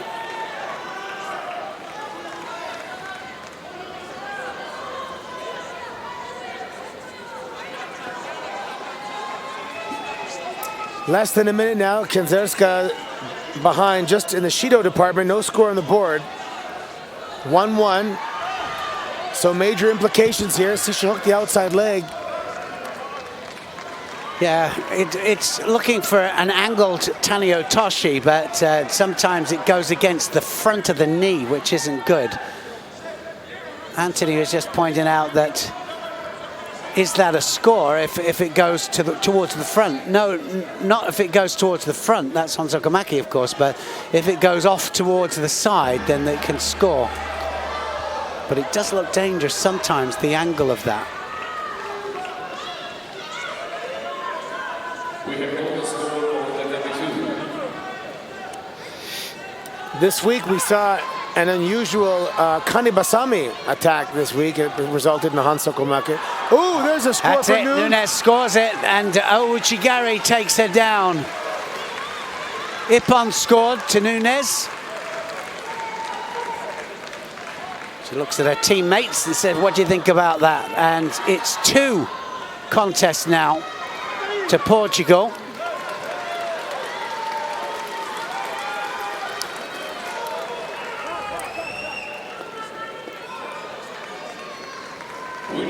Kinzerska in the end just gets taken backwards. Change of direction from Nunes, and she wins by Ippon. I think she partly damaged her leg as well, one of those exchanges. There was the Ouchi. Look at the change of direction. Nice Ouchi. Drives her back.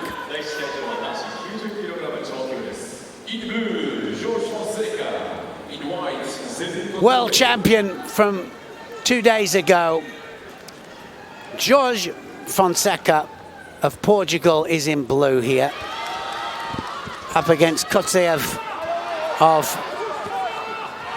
Azerbaijan. And Kotsev will be thinking, I want to get a scalp here. Remember, they are fighting here at plus 90 kilograms. So Fonseca is the world champion at minus 100 kilograms. And I suspect that Fonseca really likes to fight big men. Does it a lot. A lot of the light heavyweights or the heavyweights like fighting the super heavyweights. Kotsev, of course, a fully grown heavyweight, trying to throw that big right arm over the top, and he thinks, right, you're going to get it. But if he keeps on doing it, Fonseca's going to disappear right the way between his legs with that Seoinage. Can't find the angle at the moment.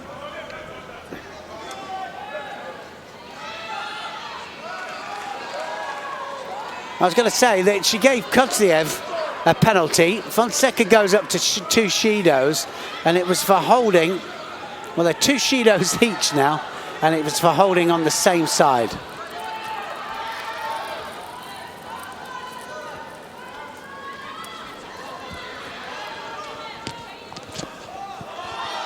Fonseca just blocked out there by Kotsev.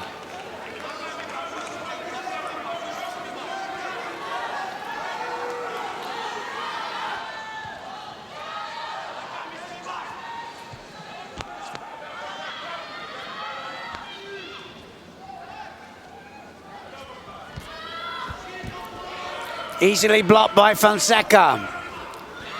Oh, he's gone over. Oh, huge Ippon there. Fonseca goes over. Kotsev throws Fonseca flat on his back.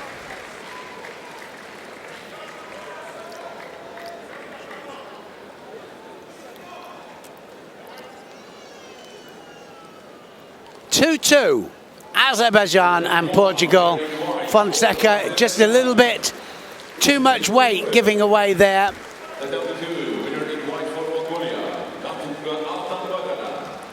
Uchimata, and it was the momentum because the leg was actually on the outside. It kind of span Fonseca right the way over. I bet there's a few minus 100 kilos fighters that thought, well, wish I'd done that 2 days ago. Well, he must have been a banker, Fonseca, because now we've got under 57 kilos here, Monksedev against Montero. Monksedev here straight away under attack.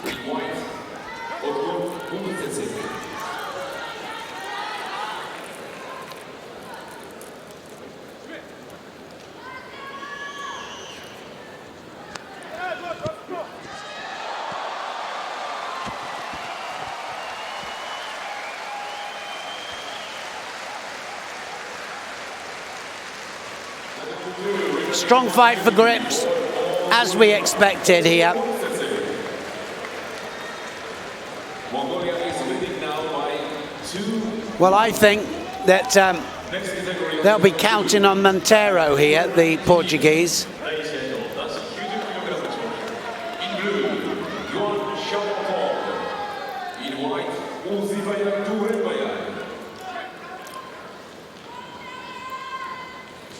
Two contests each.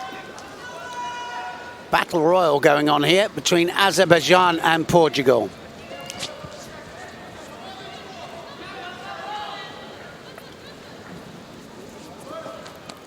Oh, nice Ashiwaza. Diashi Berai scores a Wazari. Straight onto the attack here. Monteiro. Is she around the neck? I don't think she is.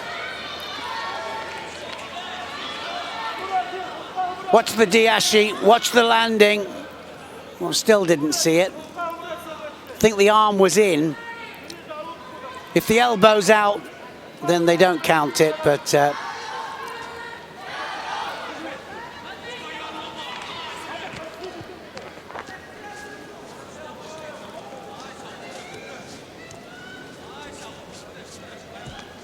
Chigari.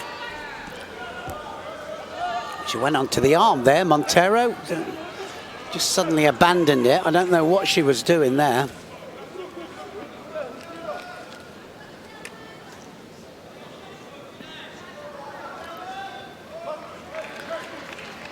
Munksadev gets a Shido.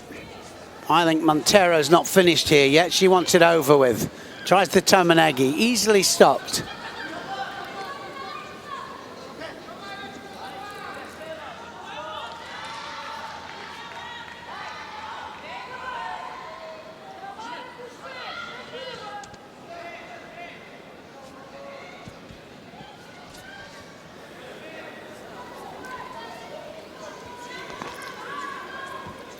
Chigari drops in Aggie now. Monteiro going to work here. Still plenty of time though. 1:48 left on the clock.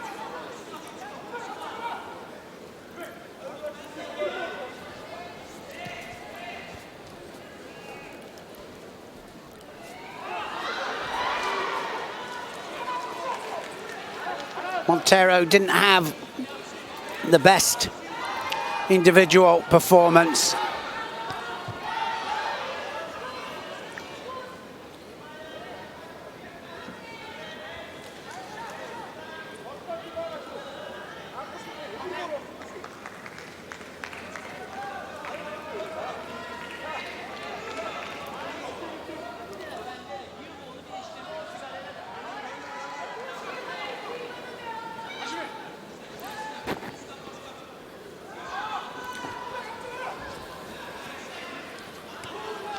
Coming up towards the last minute.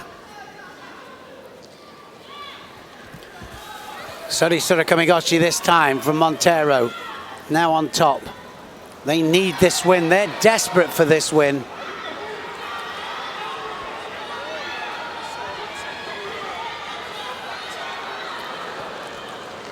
Trying for the double lapel. The referee says no. Nothing happening here, just wasting time.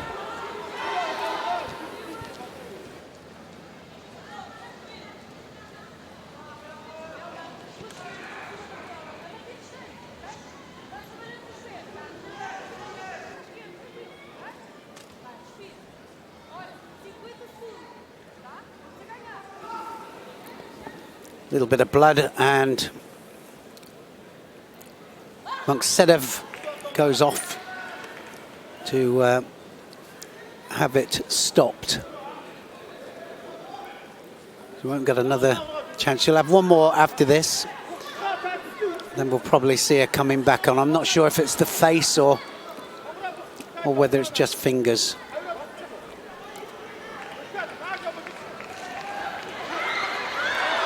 So here we go, 49 seconds here to hold on to this. This will put Portugal 3-2 up. That didn't have any rotation whatsoever. Oh, she's gone onto the arm. Can she get it? She taps, and she's been submitting, I think, for a little while. Konsetsu was on, and Monksedev shouted her submission there, but it was on the blind side of the referee, I think. Ippon, though, to Montero. That puts Portugal 3-2 ahead.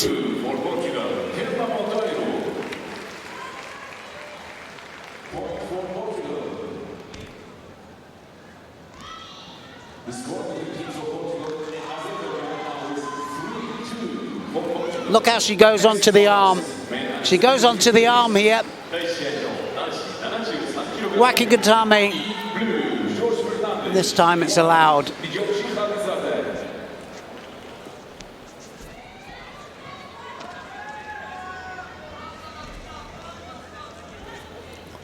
Shikalazada out now. In the under 73s is a 66 kilo fighter. Former world medalist Shikalazada. Jorge Fernandez, his opponent.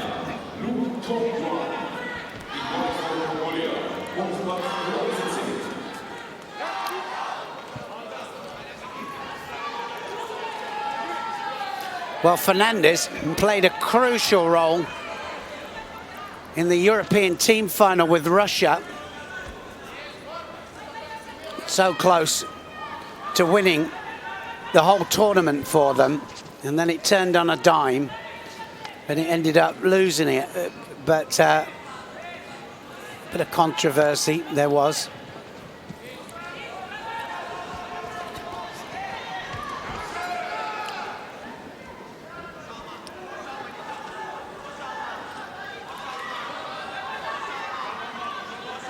Double lapel. Tries the double lapel turn here and now gets it. Shikalazada needs to get out of there.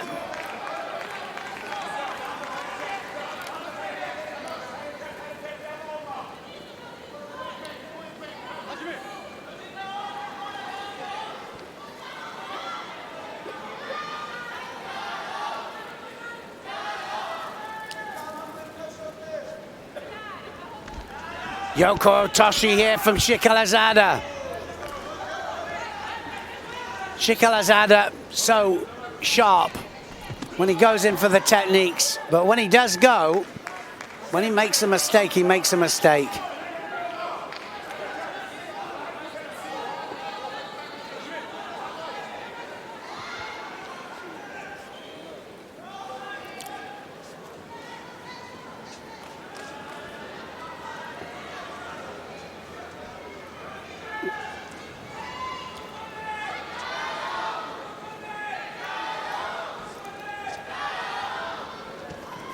Well, if Portugal win this match, then they win and go through to the quarterfinals. That gives them 2 matches then, at least, for a medal.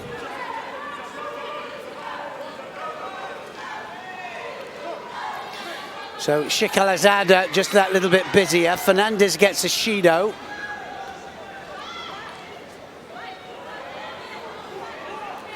Interesting when we have different matchups. Oh, that's an Ippon. And that's it. It's all over. Portugal are going to be out. No, they're not. Excuse me. That makes it 3-all. Shikalazada's just equaled it up. Now they're going to pull out the hat to see who fights again. So Shikalazada, brilliant Seoinage then. That really was. It was amazing. What a pressure point that was. Sodisura Komigoshi actually changes the direction of it, drives him over, cleanly onto his back. 3-3. And now they have to pull it out. So they have the teams out. Who's it going to be? Please pay attention to the screen. So we'll soon know. The computer will pull it out. Who's going to fight again? And this is the luck of the draw. The fighters look up as if to say, who's it going to be? Plus 70s. Plus 70s, and Nunes could win this. They could, well, they're saying to Nunes, this is up to you. You could take us through here. And it's a contest that they've already won. So Nunes was the winner in the last exchange. Kinzerska, she could turn this around. But that is the luck of the draw. Here we go. Look at the team there around her saying, you can do this again. Let's get it done. On the other side of the coin, Kinzerska's team were around her saying, you can turn this around. Nunes in blue for Portugal. Kinzerska for Azerbaijan in white.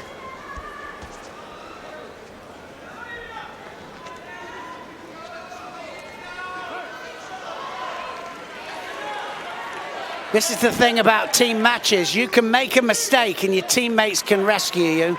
Then they make a mistake and you rescue them. Big arm over the top there from Nunes. And Kinzerska comes out with a bit more urgency.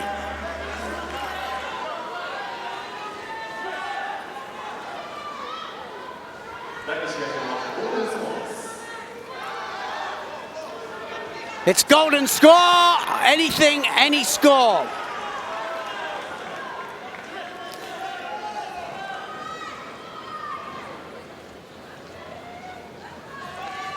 Big arm over the top.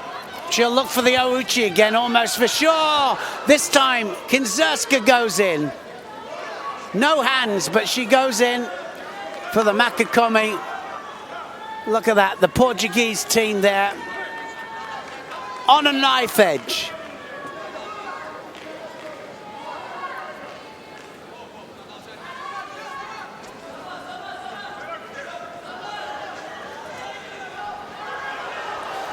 Uchimata! Oh, and again Uchimata. Soto Makakome this time from Nunes. Didn't quite get her there.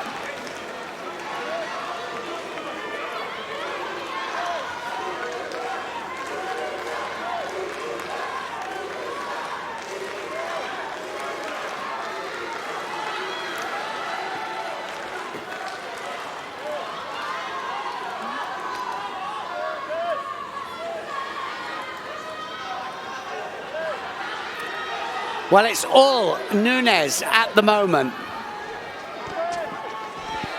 Oh, and again now, Nunes comes in.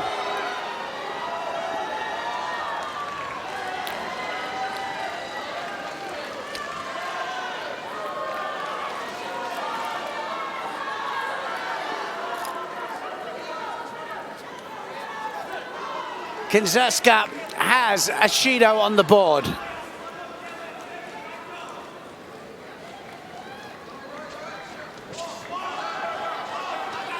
Big arm over the back now from Kinzerska. Nunes looks happier with it. Is she going to go for the Ouchi again? 2 minutes of golden score gone. Oh, almost counters up. Next contest,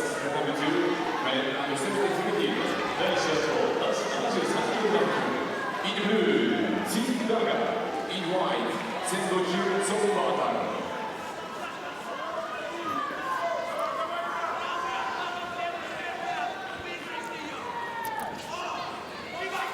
anybody's match, it really is.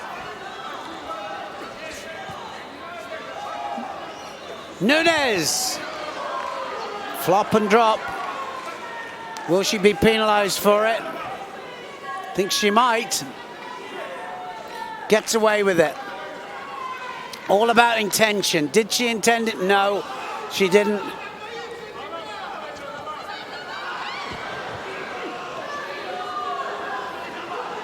Tries the Makikomi now. Can she pull her over? Can she get her over? Can she get the leverage? Nunes tries. Big effort there from Nunes.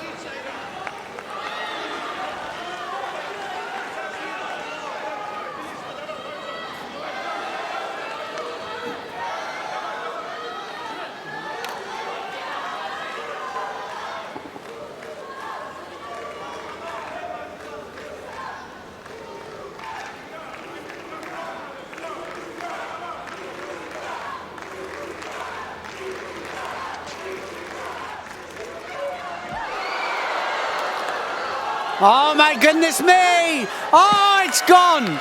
Oh, it's gone! Kinzerska has turned it. Nunes went for it.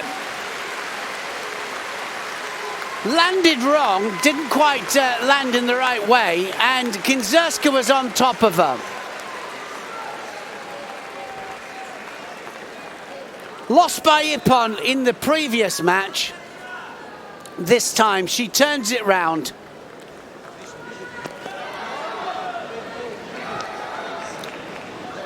And Kinzerska takes them through to the quarterfinals.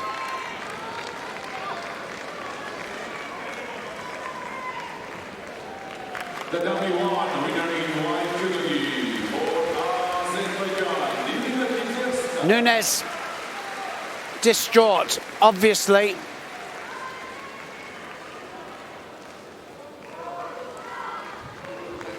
Well, you don't just lose for you lose for your team, and you can see there the pain that she feels.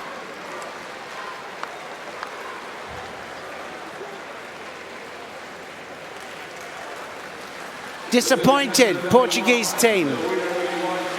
Fought so well in the European teams. Credit Azerbaijan. Azerbaijan 4-3, the winners. Look at that. Fonseca picks her up and he carries her off.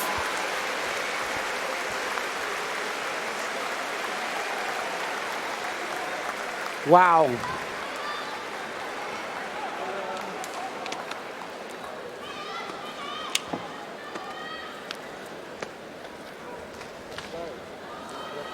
Nothing but excitement here at the World Team Championships. There's the result there. 4 contests to 3. Azerbaijan beat Portugal and they go through into the quarterfinals against Brazil. Quarterfinals just about to start. Stay tuned because it's all action here. This is how it happened. She tries for the Uranagi, landed on her back, and then Kinzerska just rolls on top of her and it was game over.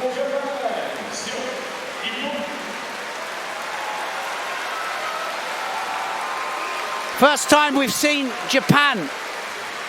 Japan coming out here against South Korea. Ladies and gentlemen, the W1 first contest, men. Under 70 kilos category is what we're going to start with.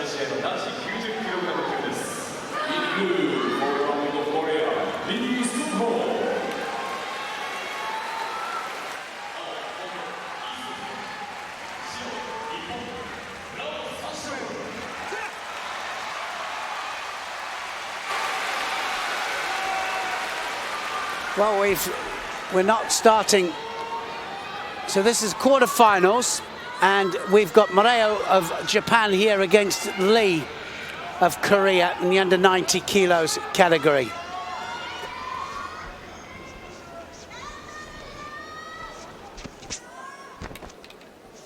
So each round has a different start category. And this particular round here, it's the under 90 kilograms that's been pulled out as the lead category. Semi-finals will be something else, and then of course the finals will be something else. Moreo, straight away, he's going to get a Shido. One for the future, Moreo. I tell you, I've seen him fight a couple of times now. He's only 19 years of age, one of Kosei Inui's students. Here he is against Lee.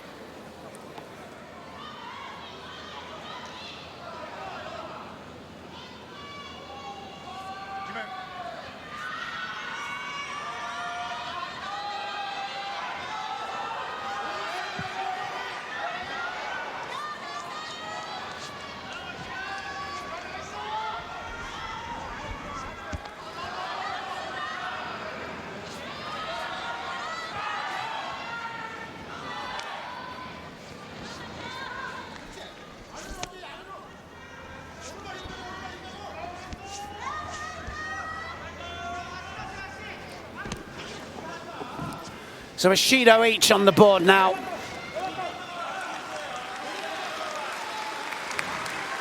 Korea, bit of a shaky start against the Netherlands, but managed to pull it back.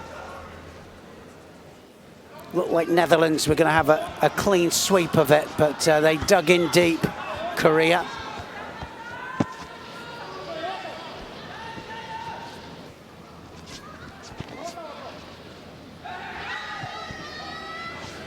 So, looking for the sleeve all the time. That's a left against right situation. Now, Moreo looking for the Sangaku.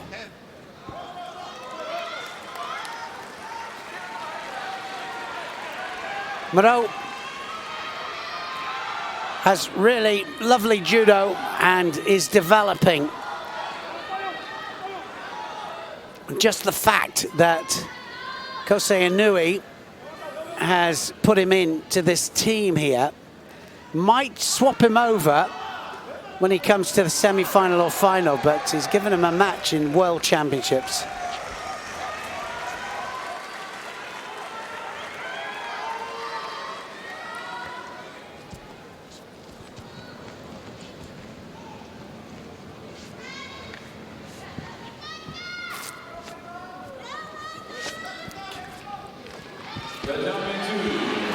Uchimata without the sleeve though.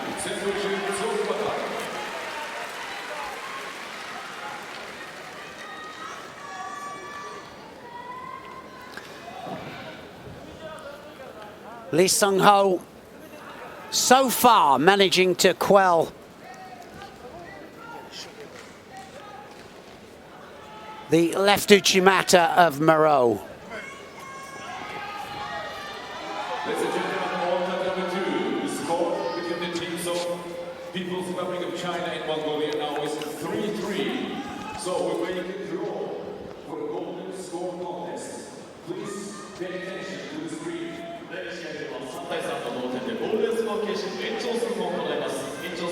So now, oh, that was close. Diashi Barai there. That was really close, actually. This first contest, I think, very important because there'll be each team here knows that each individual match here could cost them the match and the fact of getting through to that semi-final. Kind of unheard of that, thinking of Japan not getting through, but anything's possible in a team match.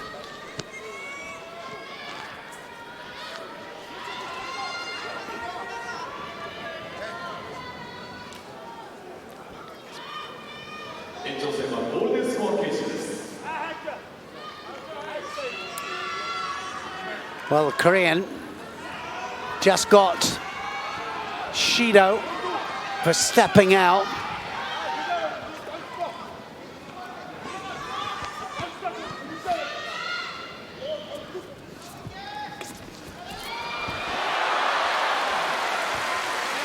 And Wazari scored, this time Maru. Beautiful technique from Maru. Just tips him, waited for it. Oh, and that's it, tip on. This is why Kosei Inui has put so much faith into this young man, because I really believe that he is a future world champion. Just 19 years of age.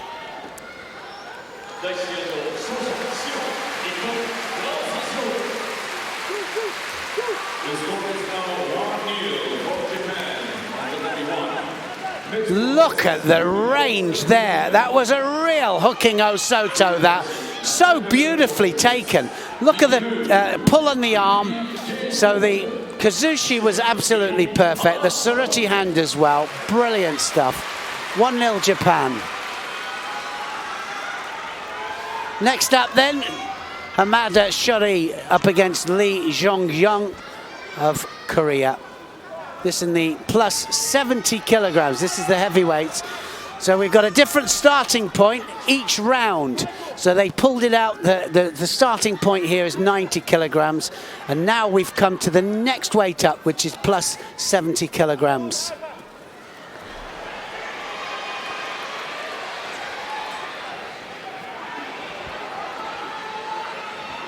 Straight away, down onto the ground here, looking for the Obatori Gaeshi. Watch her wrap up the arm if she can here, and Lee will be holding on, and she turns it into the hold down. Brilliant groundwork. We hardly ever see it that leg doesn't pop out. As soon as they wrap up the top half there, it's job done. World champion at under 78 kilograms there, just makes it look easy.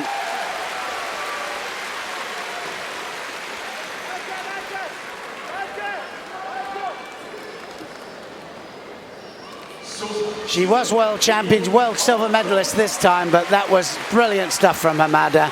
2-0 up to Japan, and they make it look easy. It isn't.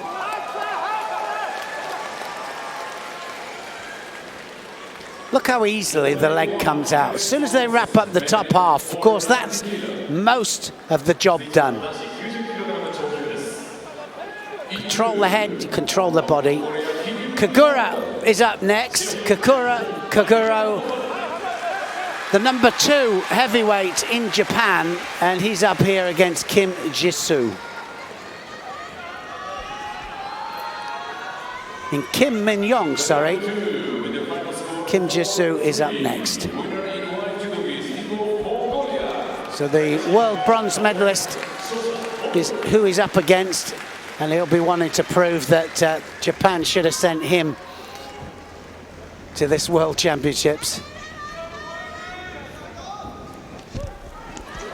Well, certainly Hashimoto, who's up next in the under 73 kilos. He was world champion 2 years ago.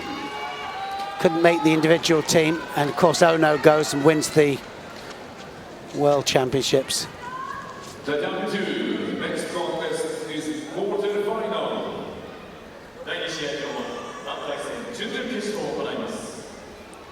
Welcome the teams in blue judogi. He has a nice Sinagi, Kagura. If he can just get the grip that he wants. There he was. Disappeared underneath there for the Sioi. That was like lightning. I think it's going to be his advantage as well, being the fresher of the two. Kim gets a Shido. It's going to be fresher, isn't he, Kagura?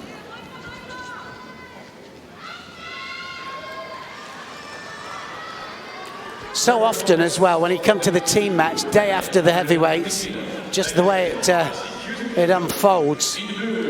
So they get the rough end of the deal. Sorisori Kamigoshi this time from Kim.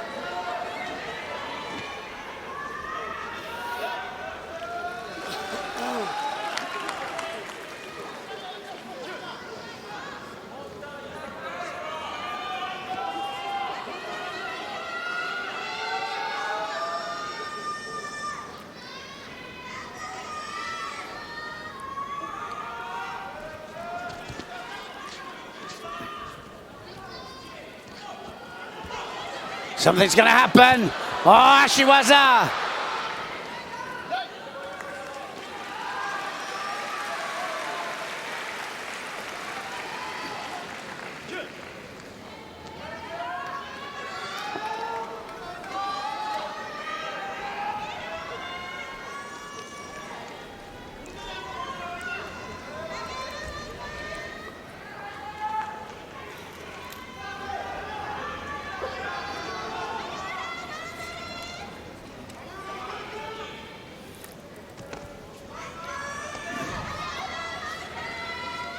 Thundering coaches or Ashiwazas there happening.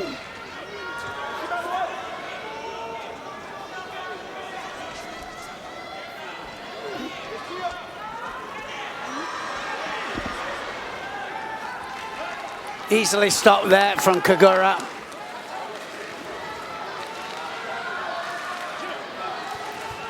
This is a matchup that often happens at World Championships, Japan versus Korea.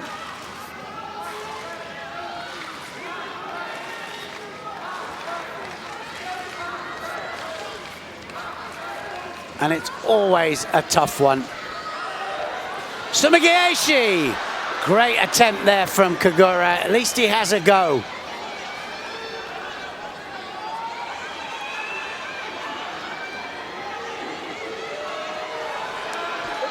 Now trying to get the leg out here, Kim. Kagura needs to not panic. He's panicking a little bit.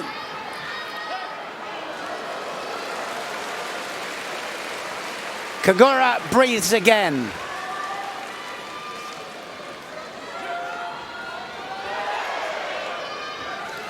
Well, we see often that the Japanese put out a number 2 team, or a team that we don't necessarily think is the strongest on paper.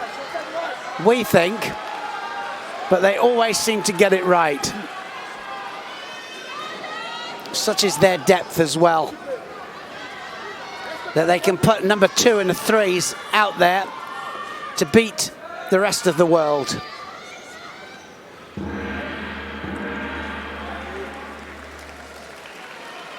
So Kagura was close with that last exchange, dropped Seoinage.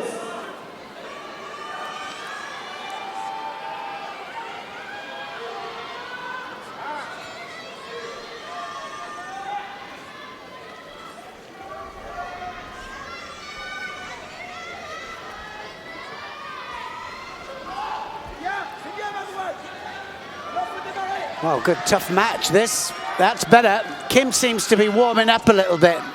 Looked a bit flat in his first contest. Ah, oh, drops Seoinage, it's it. Beautiful. Sodi sort of Kamigoshi actually, right the way between the legs. And he disappeared underneath them.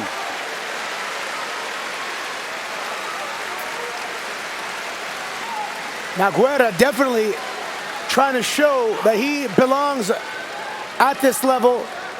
He just beat a world bronze medalist. Yeah, he did, and he did it so convincingly. I think he was the fresher of the two, and we know that as judoka to fight straight after your individual event, it's difficult. But what a beautiful Seoinage that is. Absolutely beautiful. He's 3-0 up now for Japan, and it is a mountain for Korea to climb. The depth of the Japanese team is incredible. Yeah, I mean, it is. It's incredible. You know, they're putting 2s out here, 2s and 3s. Tomoki Momo is out against Kim Jitsu in the under 57 kilos category. And then can you imagine, then you've got Hashimoto and then Are Chizuru if it all goes south and it doesn't quite work out. Yeah, not a bad backup plan. Well, yeah, you've got to have a backup, haven't you? You just got to. I'm sure it would please the Japanese team immensely to go 4-0 and not even need those 2 and save them for the later rounds. But also, it's quite a dominant performance when you go 4-0. Well, especially against Korea. I mean, Korea, it's one of the toughest countries to train at. Even tougher. A lot of people say it's tougher than Japan because of the physicality.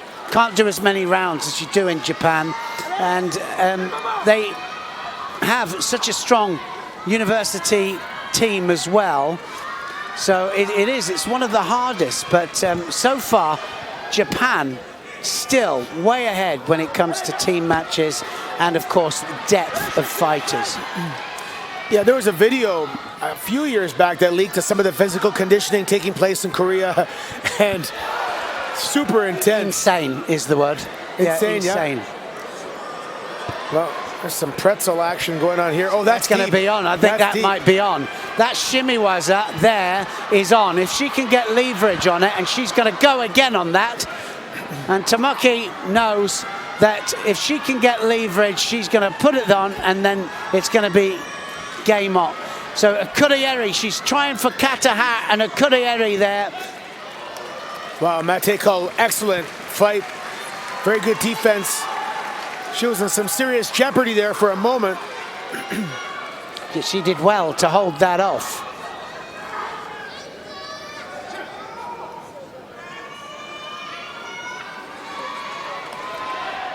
Nothing on the board, no scores, no Shidos, just about the halfway point. Yeah, remember this is to get to the semi-final. This will be the first semi-finalist, reverse Cianagi. Japan looking for the clean sweep. Referee saying we want more from Kim.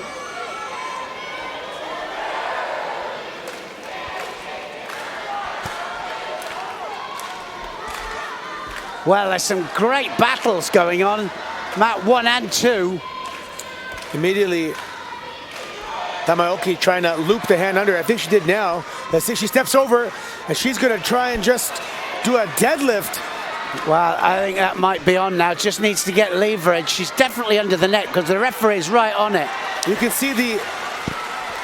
Well, he called offside komi there. He's got to go Togatao because that's not on. So better to concentrate on the shimiwas, and now she's on. So Sangaku Gatami she's holding with there, yeah. Triangular strangle, she's out. What a nightmare. Anything she does, there's just something else happening. You know, you defend one and you're open up to the next, and excellent.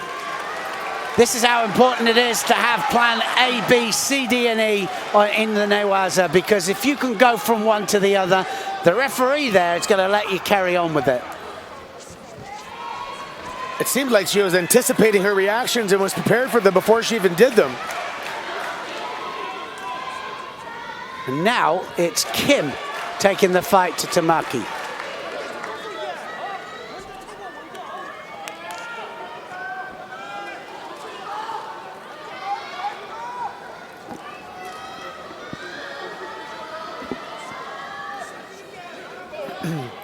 .45 seconds remaining. Japan looking for that clean sweep. Oh, we had an unintentional shot to the face. I don't know if it was an eye or... Let's see here. She's okay. They will continue.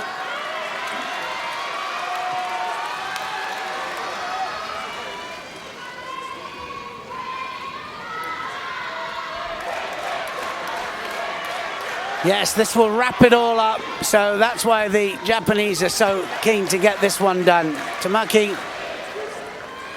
The Japanese fans in attendance are definitely showing support and behind this team. They would love to. She's going for that choke again.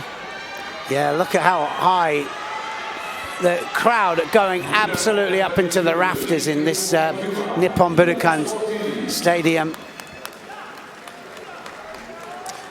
This is the same building that the Olympic judo competition will take place at next year. And the first ever judo competition took place in 1964. Right smack dab in the middle of two historical events. Well, not smack dab, but right in the middle.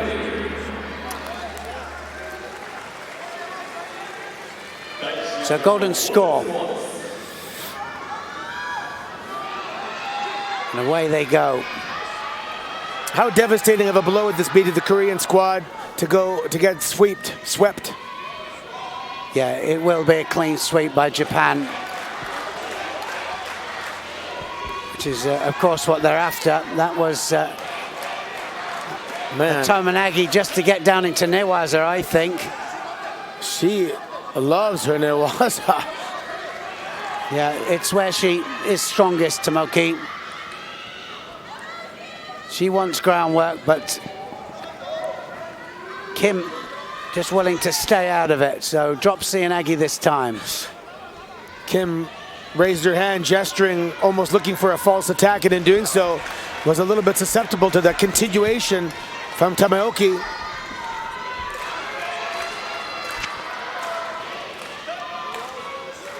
It's a smart way to avoid a false attack penalty, to have that secondary effort behind it.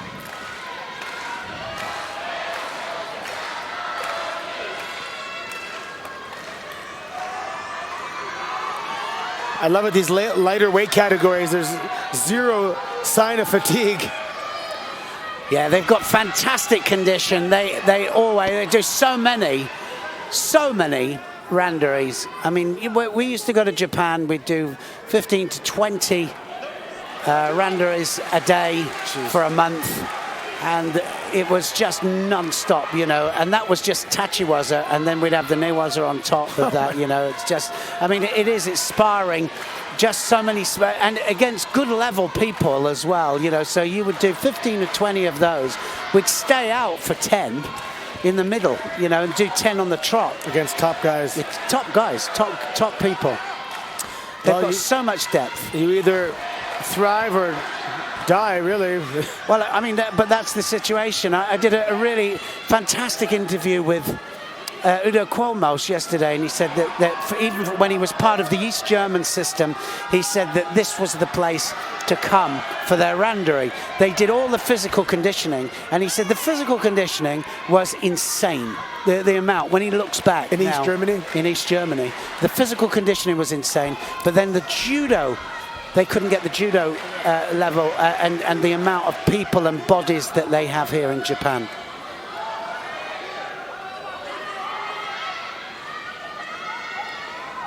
It's good for a coach to realize, you know, if you don't have the bodies to compensate and up the physical conditioning, but ideally you want to have your physical conditioning come from 10, 20 rounds of randori. Yeah, exactly. You can set out anything on paper, can't you?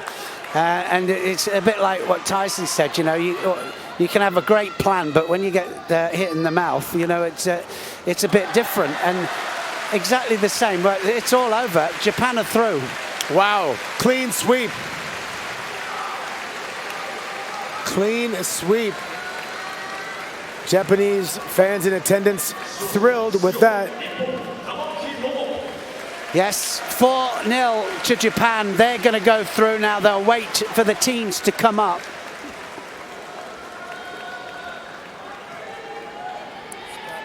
And they're through to the semi-final. First team through.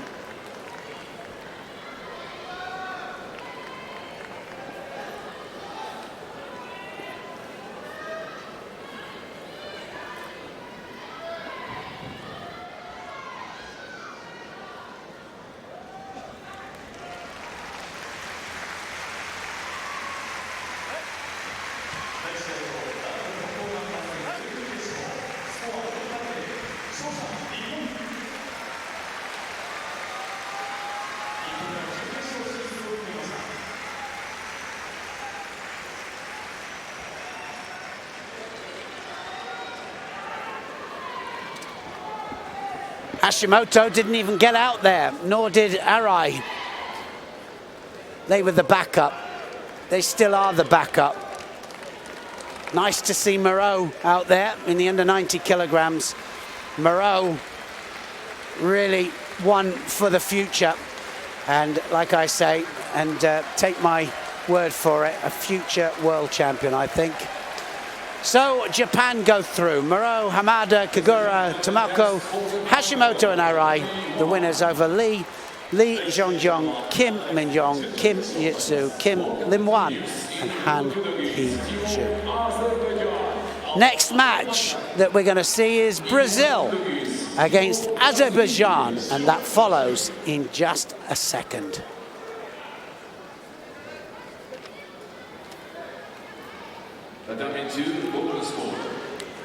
So here they are, Brazil versus Azerbaijan. They're going to start with the under 90 kilograms category. Remember that each round we have a different starting point.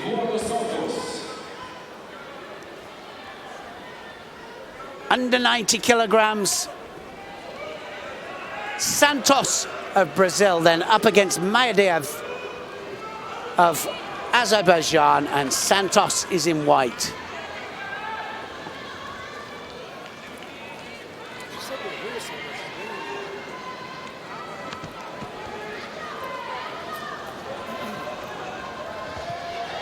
Right against left, and Medvedev, so awkward, that arm coming over the top there, making it so difficult for Santos.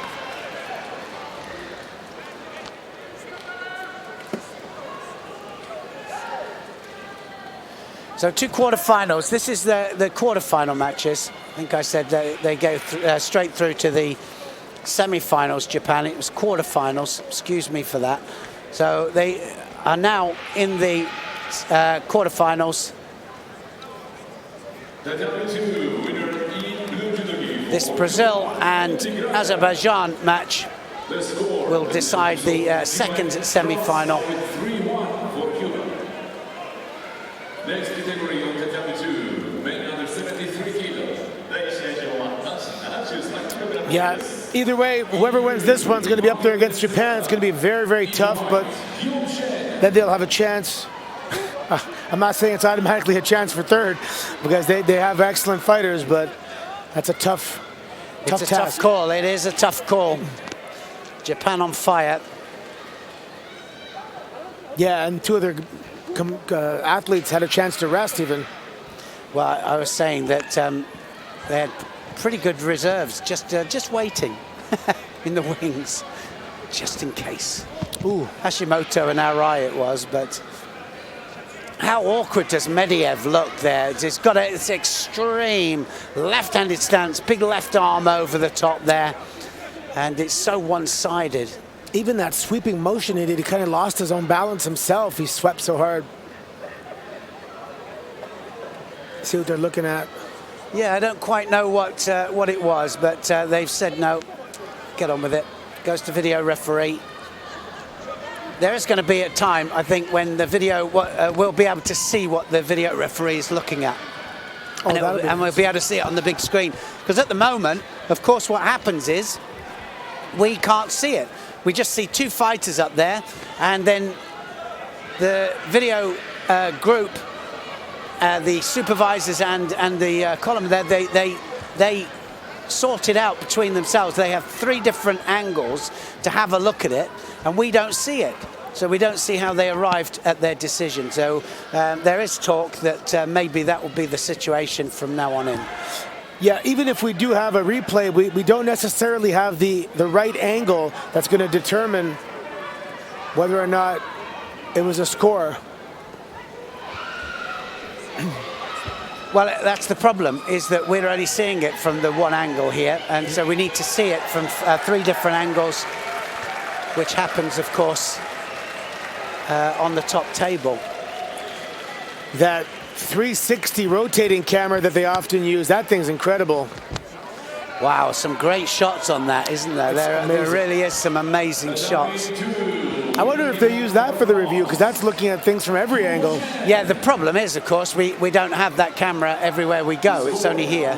And and actually, it's not one camera, but they've got a camera right into the eaves here at every spot around the stadium. There's about 6 or 8 cameras, I think, and they all take pictures at the same time, and that's how it works. I think someone said it's at the small cameras, because it's not the clearest picture, but 1 meter increments, and that's why it's so smooth.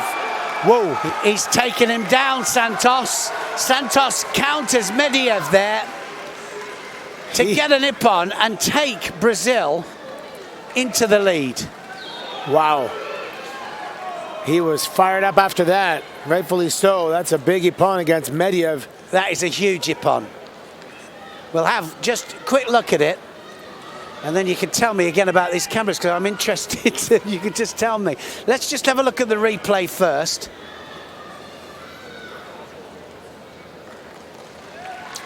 The W1. Yeah. And white for Brazil, Eduardo Santos. Brazil is Well, it was definitely Medvedev that came in for it. women over 70 kilo. Medvedev tried to counter to the counter, and Santos managed to look at that. That's how pleased he is about that. Santos just buries him. So Altman up against Kinzerska. If you look up at the bottom of the top tier, you can see a little camera. They're a little more than a meter apart, and they go all the way around because of the you can tell by the smoothness of the rotation that they have to be close, otherwise it would be kind of choppy. But to set that up, I mean, it works in this arena because the diameter. I mean, if it was a larger arena, you'd have to have more cameras, and this is pretty even, almost circular. Some arenas are elliptical because they play basketball or hockey in there. So this works well. I hope they continue to use this. It's probably my favorite thing of the whole week. No, it is. It's fantastic. It's a great shot.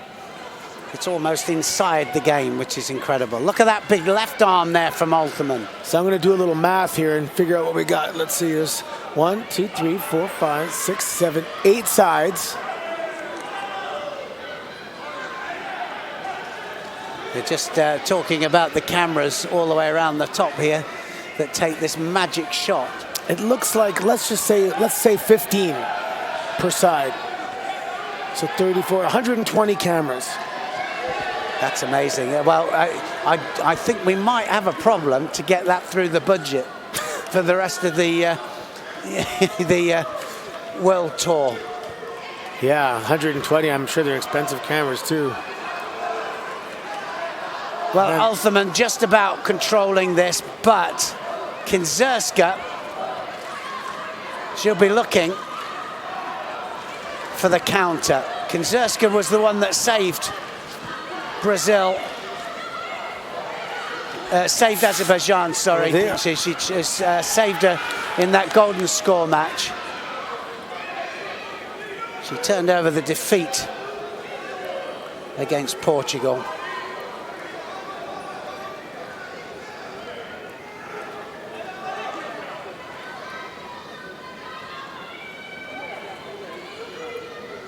Looks like they're going to go for it here. That last exchange, they were locked up, but they were standing up. They weren't dropping to the ground. Here they are. They're up.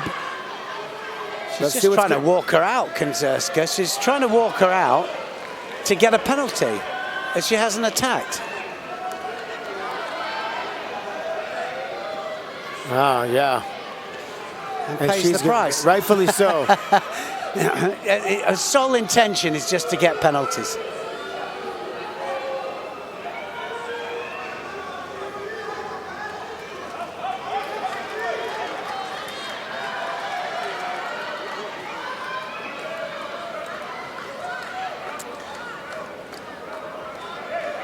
Bit of a stalemate then between these two. Yeah, I don't see the intention there to fire off anything relatively soon. Another bate called. Yeah, it's going to be Shido. Altman will have one, Kinzerska two. Well, in fact, just Kinzerska. Kinzerska gets the second one. She literally hasn't done anything, just walking around. So now Altman again. She's going to look, I think, for the Ouchi. She needs to go inside, but what she's worried about here, here we go, Ashiguruma this time. So Altman doing a good job, at least making it look like she's wanting offense, wanting to engage. Yeah, she does. It's all about intention. Altman at least wants to do judo. Try for the throw.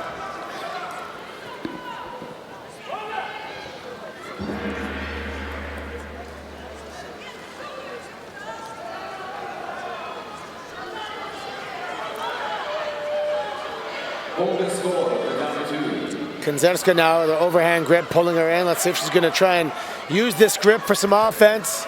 Altman again trying to break free. Oh! Now then! Wazari scored for Altman. Hold her.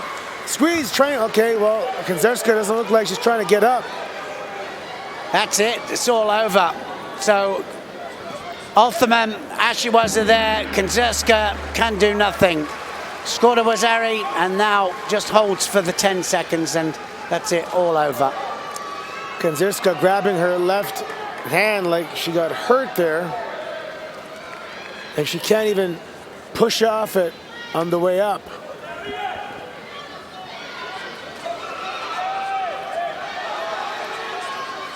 Well, Kanzerska was in danger there of going out anyway from not attacking and Sakamaki, and I think she hurt her arm on the way over. So Althaman puts Brazil 2 contests to nothing up, and they've got Rafael Silva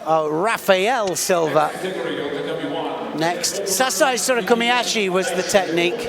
Yeah, she generated a lot of rotational force because didn't get the far leg. She had the inside leg, but generated enough force that she was able to put her down.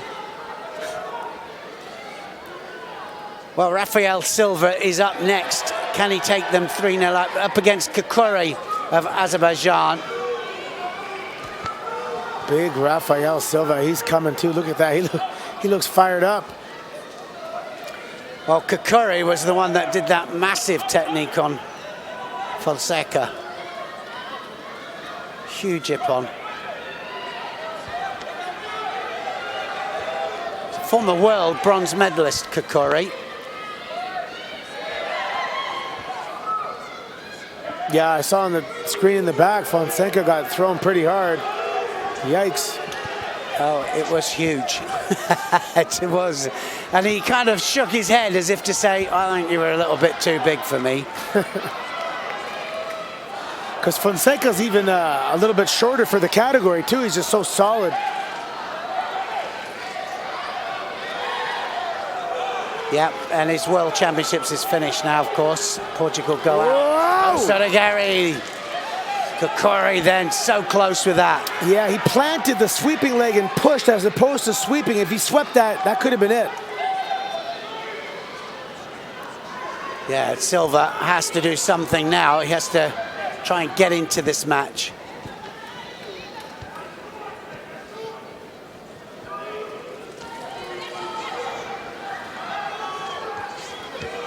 Yesterday, I pointed out Fonseca's calves. Jeez, he looks like a bodybuilder. Yeah, I mean, a lot of them, aren't they? Physically great condition.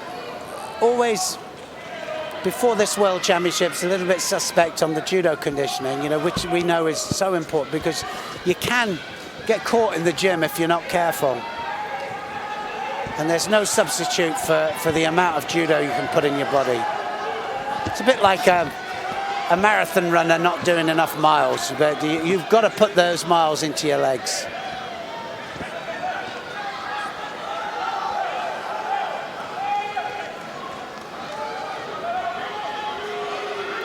Well, now Silva coming forwards. And he needs to attack Silva because he's just too passive. They're almost wow. On 2 Shidos there, a Shido apiece. Silva's having a hard time penetrating the defense of Kokori.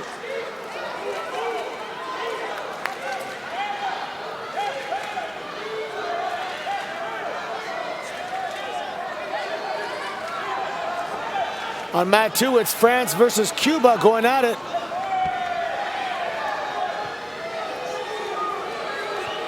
Yeah, some interesting matches. You've got, for anybody tuning in, you've got Anthony Corelli and myself, Neil Adams, here on mat number 1. We've got Brazil versus Azerbaijan in this quarterfinal match in the World Team Championships. Japan are already through. They had a 4-0 whitewash of Korea in the previous quarterfinal. And down on mat number 2 at the moment, we have France and Cuba battling it out to get through to the semi-final. Loretta Cusack-Doyle is your commentator on that mat. Ladies and gentlemen, on mat number 2. Semi-finals and medal matches will be all about, it'll be Sheldon, Franco Rooks and myself doing the finals. And the medal matches a little bit later on tonight at 7 o'clock local time, Tokyo. That time, Kokoda makes a chopping motion with the leg, trying to buckle the tree trunks that are Silva's legs, but to no avail, and he gets back out. There it is again, trying to just chop that leg. Let's see if he's going to switch directions on him. Doesn't know what to do, Silva, does he? Look at him, he's out on his feet here. It's been 2 long days, he says.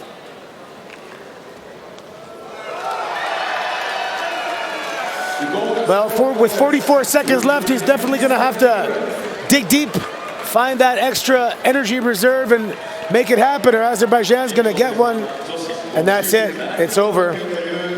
Yes, on Sokomaki, Kokori brings one back. He pulls a match back for Azerbaijan. And that is a huge one because the difference between 3-0 and 2-1 is night and day. So now it's anyone's game. It's 2-1. If it was 3-0, I mean, Azerbaijan's back would definitely be against the wall. The pressure would be there. But now it's almost even, really. Yeah, Rafaela Silva now, the Olympic champion, steps out, under 57 kilograms. Yeah, all sorts of tough is Rafaela Silva. Up against Mammadalieva of Azerbaijan.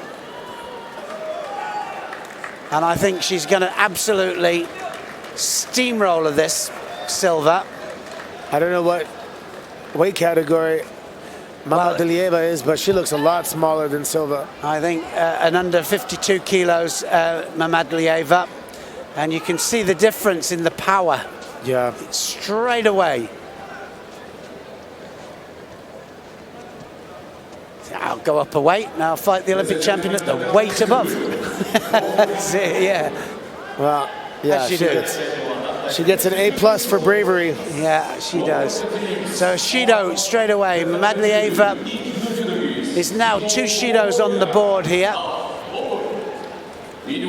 She's kind of running away because she feels the power of Silva. And Silva's just waiting for that opportunity. Yeah, that's the textbook expression of damned if you do and damned if you don't. Yeah, it is. Absolutely.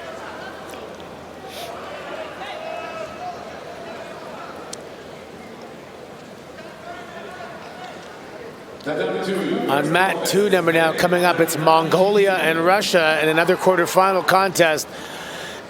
Every matchup here is super exciting. Yeah, some great matchups. There really are. I'm not sure if this is my favorite day. This is awesome. No, it is. It has a special feeling to it, and I was explaining to you yesterday that it just is very different. Ooh. Oh, that's it. That's going to be Ippon, is it? Oh, so Wazari scored. Rafaela Silva scores a Wazari. They may look at that again. That was pretty flat and pretty direct. I think you're right. It was. Have a look how she directs it here. Yeah, her head even snapped back. No, oh wait. Yeah, so they let it go, and a Wazari on the board. Rafaela Silva just controlling this match. I think this is going to be 3-1 up to Brazil after this. Perhaps if there was more involved than simply the hands, could have been Ippon, but it was just a redirection with the Tewaza. But that's the strength factor coming into play there. She just really just threw her down. Well, even if Mammadalieva loses this one, it's still not over because it is possible to bring it back. But it's a tall ask. It really is. Uchimata, that's it. It's all over. It. So that's all over. Ippon scored there to Rafaela Silva. It was just a matter of time. The initial sweep took Mammadalieva off her feet, and then the second one had some rotation in it, and that was it. But look at the size difference. She was full of confidence there, wasn't she, Silva? You could tell by the body language that she gives out there. Yeah, knew that she was going to do it. When they locked up in the grip, she must have just felt the difference and really made her confidence high. There it is. Look at that. Her feet are in the air and then rotated. Just a small readjustment, and look at that. She controls it right the way over. Madlieva, she knew it was all over. So Eduardo Barboza is up next against Shikhalazada. Shikhalazada is fighting up a weight from 66 kilograms. And he's going to have his work cut out here. He has great technique, Shikhalazada. He really has. But he's got a real good technician in Barboza, and I think the weight and the strength difference is going to make a difference here. Yeah, at the lower weight categories, the speed is not going to slow down, you know, with one weight category below, but the strength is there. It's the power, I think, the difference, because he disappears under people. Shikhalazada, he's so explosive, but I think that Barboza will stop him and kill it dead.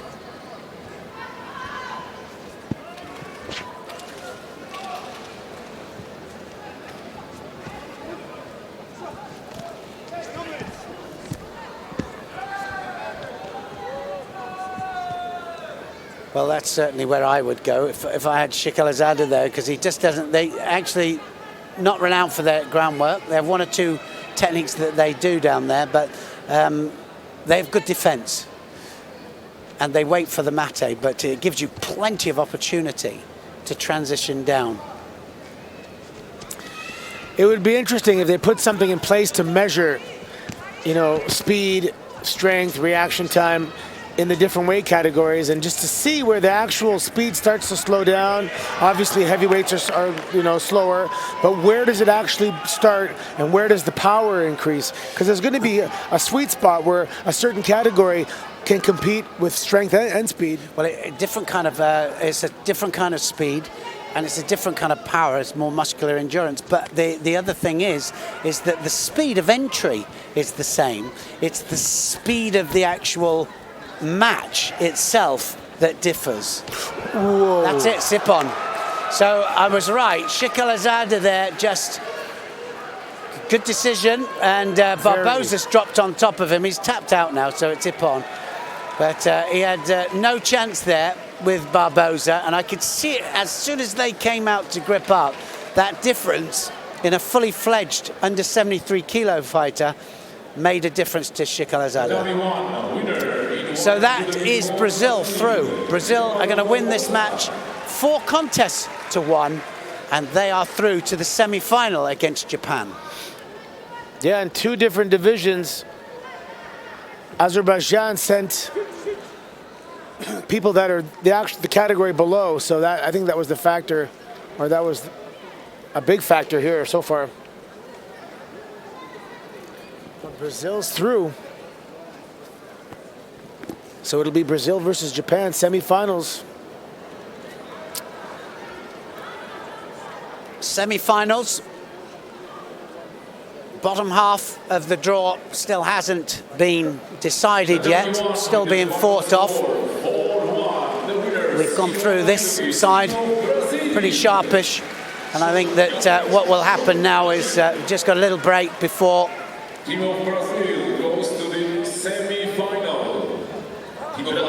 we see the semi-finals and before we fight them off. So stay with us. Still plenty of judo action still to come. Japan versus Brazil in that semi-final, and that's coming up in just a while. So just for the moment, from Anthony and myself, goodbye for now.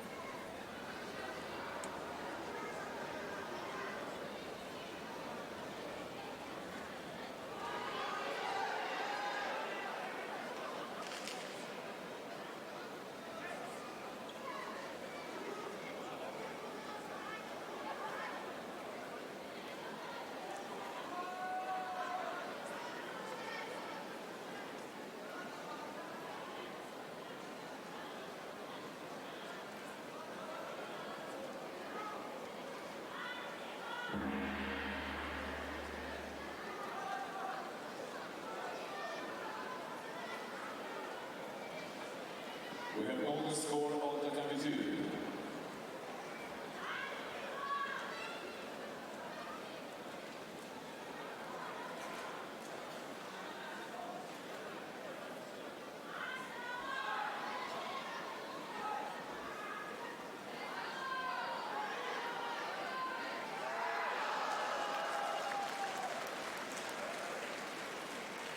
Ladies and gentlemen, as per of our rules, we have short break on tatami 1. 第1試合場は団体戦の規定により休憩に入っております。再開まで今しばらくお待ちください。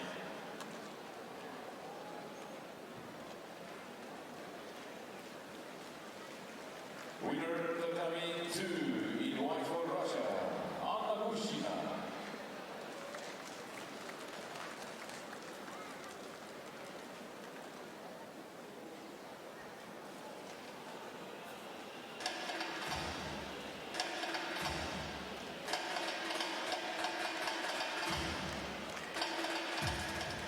Next contest, Ben over 90 kilo. In blue, Uzivayer Turenbayer. In white, Ivan Dasoev.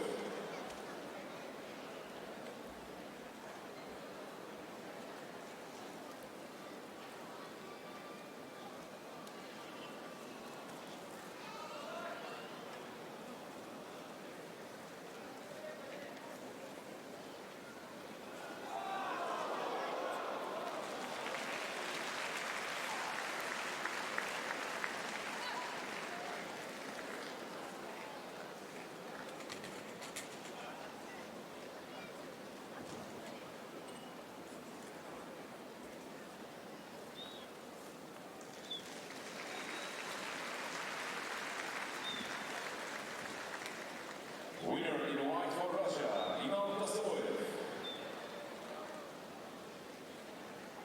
The score between the teams of Mongolia and Russia now is 3-0 for Russia. Next contest, women under 57 kilo. 第2試合場女子 57kg 級 In blue, Monfra Oranzese. In white, Daria Mezhetskaya.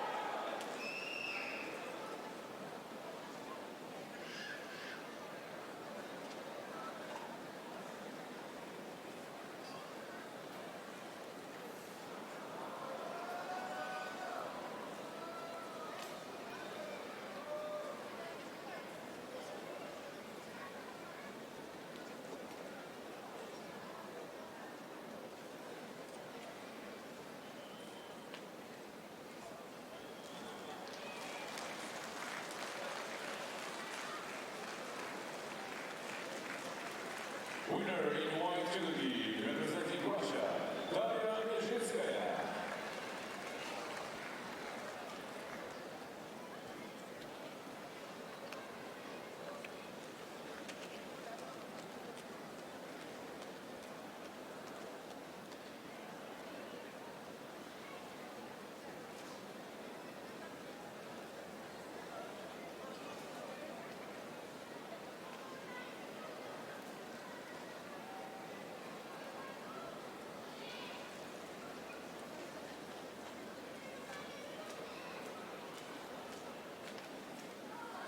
final score 4-0. The winners in one categories, Team of Russia. 第1試合のスコア4対0、勝者ロシア。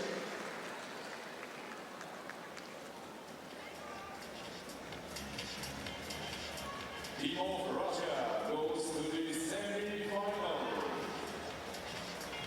ロシアは準決勝進出です。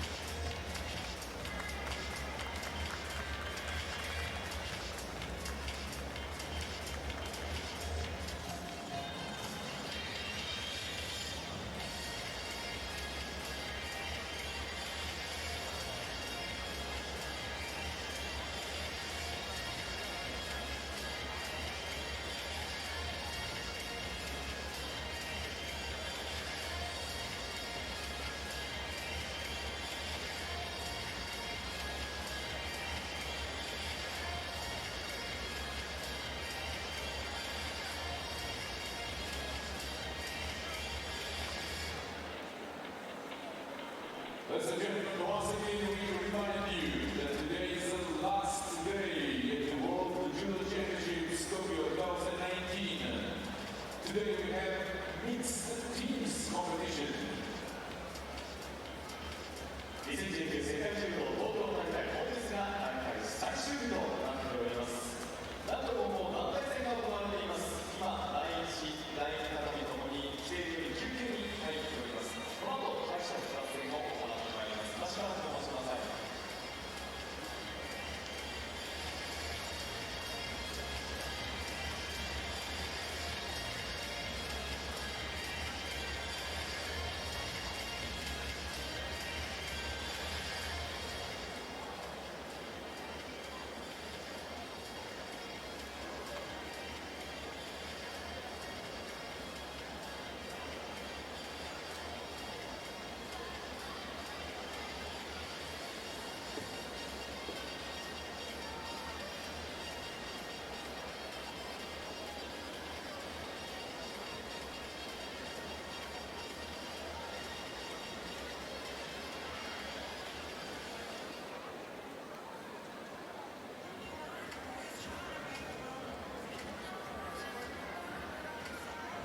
Ladies and gentlemen, in a few minutes we will start the repechage contests. And after there will be the semi-finals.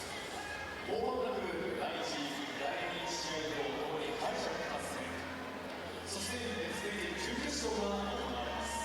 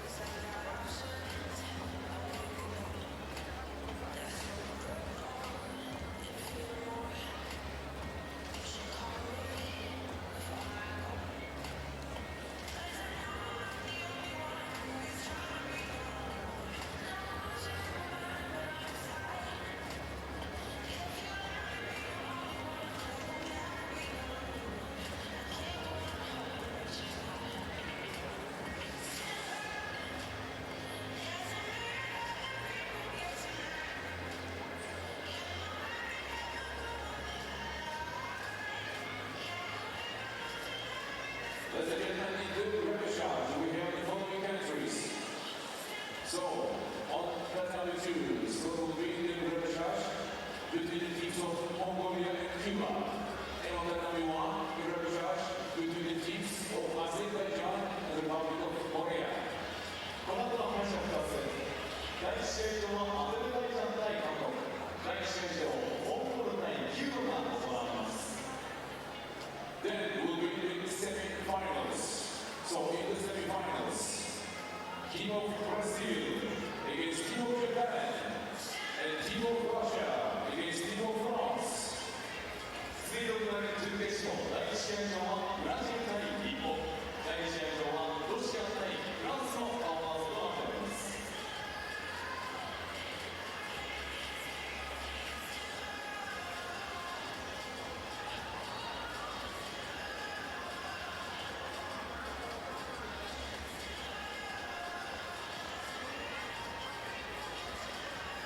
The final goal today will start at 7:20 with the bronze medal contests.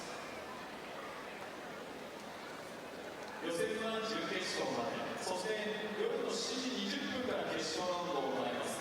決勝ラウンドは銅メダル決定戦、そして次いで決勝戦を行ってまいります。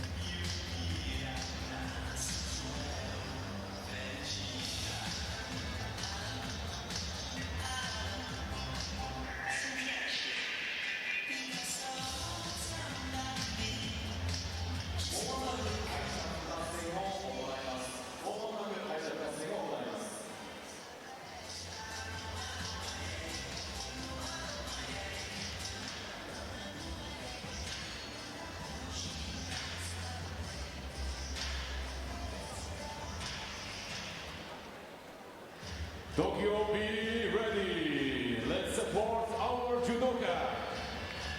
さあいよいよこの後敗者復活戦選手が入場してまいります。皆様拍手で迎えましょう。 We start repechage contest.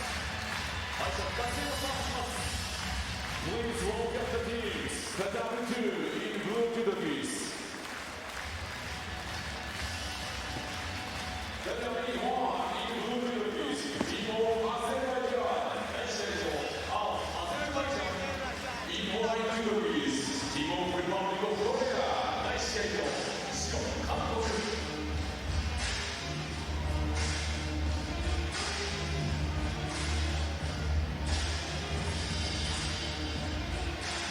We are back, ladies and gentlemen. Anthony Corelli here, mat number 1.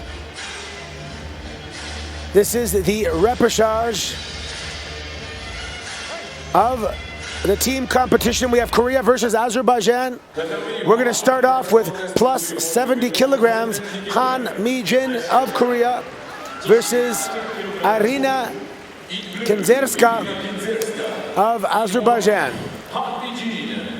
Tatami 2, now we start the repechage for mixed teams. So starting at plus 70s this time, Anthony, in these repechage matches. And so the winner of the repechage match will fight for 3rd place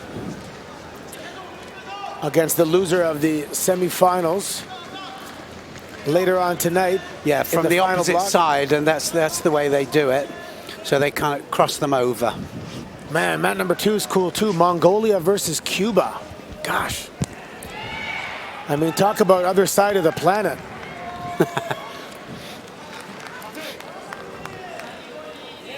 "30 seconds down here on this first contest here. Han of Korea in the white judo gi. She's definitely going to be the aggressor here of the two. Push the pace. First contest on Tatami 2 for women over 70 kilos. Kinzerska again getting that grip, pulling her opponent in. Going for an attack there. Well, I think Han will try and get the inside grip here, and then the drop Seoinage. Oh, look at that. Kinzerska takes her over, Soda Makakomi, and straight into the hold down. I don't think she's going to let go of that. She's trying to get the head. She really just has the arm and her weight, and that's it. She scores a nippon. Oh, good for her. Well, yeah, straight into the... it's a good win for her, really good win, and that starts them all off in the right way. She's injured a little bit, so I can see it on her face. She's got an injury. That's right. The end of the last competition, she was grabbing her left arm, so I guess she wanted to make quick work of it and try and preserve that arm for potentially the bronze medal match later on. If Azerbaijan can keep this up, they're up now 1-0 against a very strong Korean squad. Well, she did remarkably well there, didn't she? Wins a really important match against Korea. You can see that she really is laboring with that arm. And it was that arm that she fell on here. I mean, she was using the kazushi with the sleeve in order to keep control. Okay, Kim and Yong up against Kotseyev, and this is in the plus 90 kilograms. So the 2 heavyweight categories were drawn out first. Yeah, it's interesting how it doesn't always, go up from the lightweights up. They can start in any category. I like that. I like getting the heavyweights out of the way because it gets exciting and more dynamic and explosive after that. I think what makes it really interesting is that it just changes it up a bit. It really, you can start with the lightweights depending, and then each round as well is different. So Kim, thus far in the team competition, not having a day like he had yesterday. Yesterday did quite well. Yeah, I mean, 3rd place in the individual, and he struggling a bit, and I think it's condition, actually, that he's struggling with. He's got his work cut out with Kutsev as well, because he's non-stop him, and got something to prove, and you can kind of see it in their face.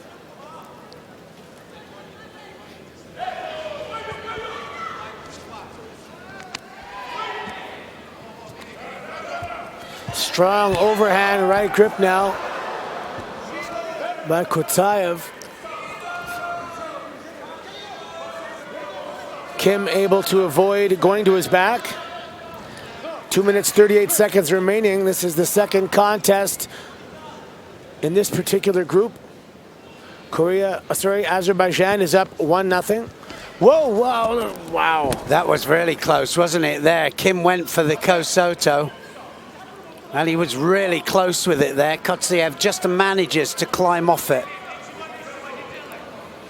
Yeah, he was, I thought he was in there. Just the direction that they were moving was a little off the mark.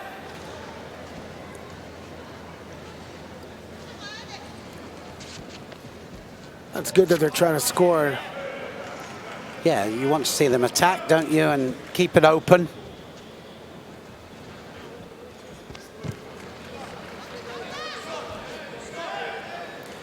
Kim securing the inside.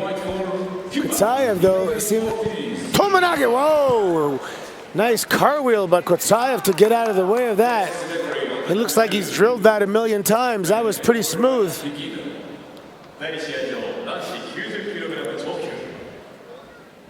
In blue, Uzibaya Dublenbaya. In white, Enrikranda.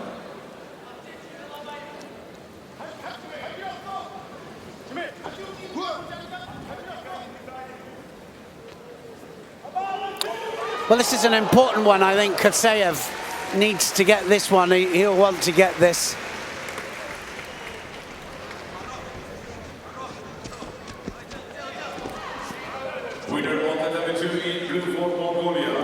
He knows it's going to be hard, and he knows he's got his work cut out. The world bronze medalist now has something to prove, and looking for the Kosoto again, I think, the Korean, and nice Uchimata there. Oh, man, he has the right idea, just not able to execute that. He was waiting for Kutsayev to attack with the Uchimata, but Kutsayev was in and out about 3 times before Kim actually caught him and tried to counter him with a Kosoto.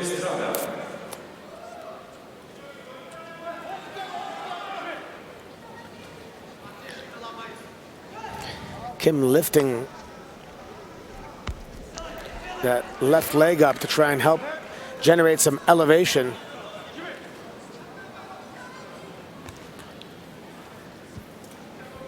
Yeah, pretty even. These two totally different styles. Oh, that's going to be a score. Yeah, wow. Nice. Second effort. I thought Kim nullified that, but Kutsayev able to power him over. Just needs to hold him for 10. He's got Wazari on the board, and that's it. It's all over. Kim's given it up. He's had enough, Kim. I'm seeing a lot of that lately, guys, just not trying to get out of Osai Komis. I never understood that myself, to be honest. Well, I think it's kind of a mixture. A difficult day yesterday for him, and like I said, sometimes you wake up the day after a major competition, you can hardly move, can you? It's something totally different than just training. Kim did that actually yesterday as well on one of the hold downs. He just sat there. I believe it was the semis. Yeah, there's no hip movement, is there? There's no even an attempt to escape. There was the Wazari, then the hold down. Kutsayev, good win for him. Excellent win. Yeah, he's really doing well today. Yeah, and it often happens, you know, we get individuals that not had such a hot individual tournament, and they really excel in the teams. So just like that, Azerbaijan's up 2-0.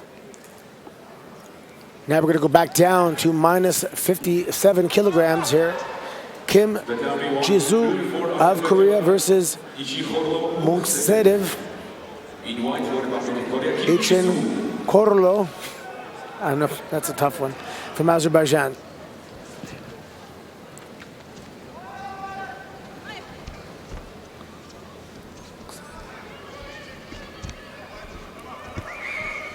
Azerbaijan really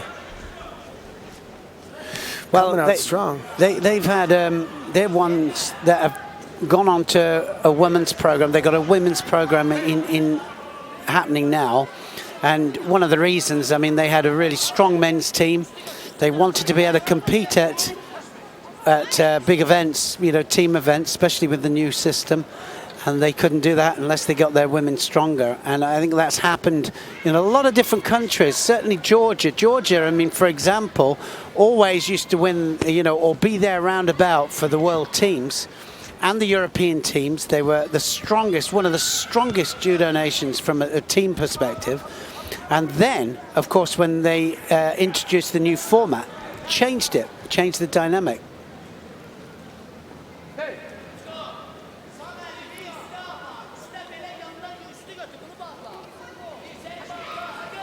So they started a women's program. The Georgians have a women's program now up and running, and they've got 2 or 3 really strong ones coming through. So I think the Georgians will be ready for the Olympics. That's what they're training for. No score on the board, no Shidos given. Monksedev of Azerbaijan in the blue and Kim from Korea in the white.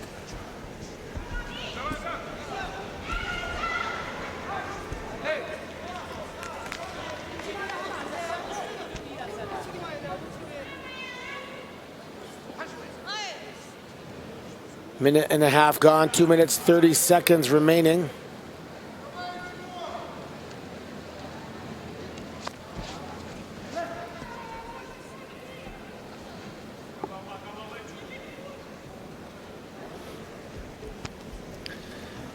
Right-hander versus left-hander now. Oh, she was really close with that counter there. Almost tipped up. But just looking for the counter isn't enough. You've got to initiate. You've got to do the initial attack.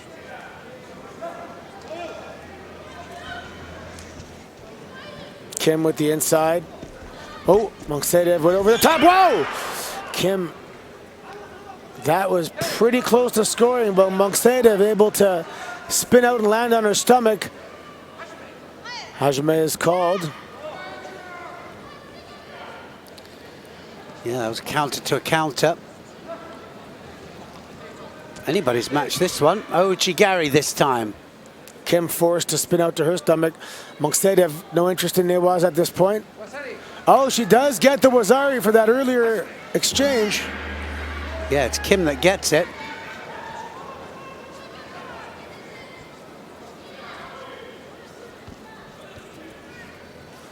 Well, you've got to look at the landing always, not the flight. Look at the landing.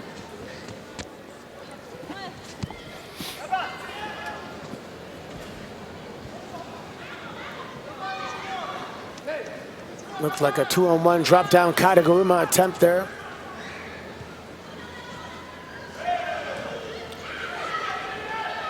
Oh, nice. That's it. It's all over. It's all over. So 2-1 now. Koreans have pulled one back. Awaseti Ippon. A nice Ochigari, left-handed from Kim. Winner of the number 2 in the group for Mongolia, Sendoju Sopata. Mongolia is leading by 3-1 versus Cuba. Next category on the number 2, women under 70 kilo. Nice, very low Ochigari there. Just sweeps the inside of the leg there, drives it backwards. Of course, she knew it was all over. Next fight then is the under 73 kilos category. Kim Lindwan against Shikalazada. Shikalazada in blue. And again, I can tell you now, he will really notice the difference here fighting a fully blown 73 kilo fighter. It will make the difference. A little less of a size discrepancy, though. That looks at least competitive here. We're going to throw the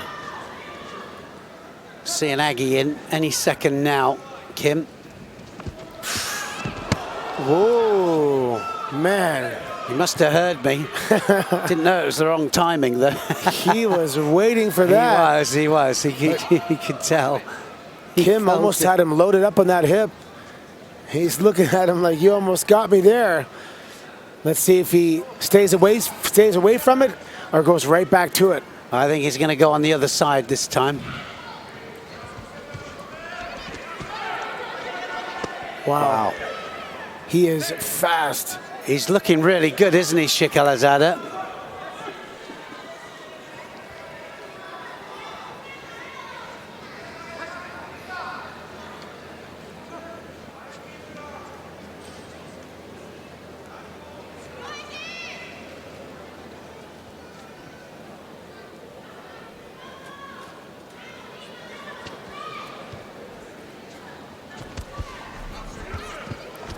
Sorisura Kamigoshi on the left here. What a fast pace this is. Yeah, this is exciting. This is someone's going to go, obviously. This is not going to... Whoa, Kim went in with a drop down, left-handed. Looked like a Poncionagi. They're so fast, they're hard to call.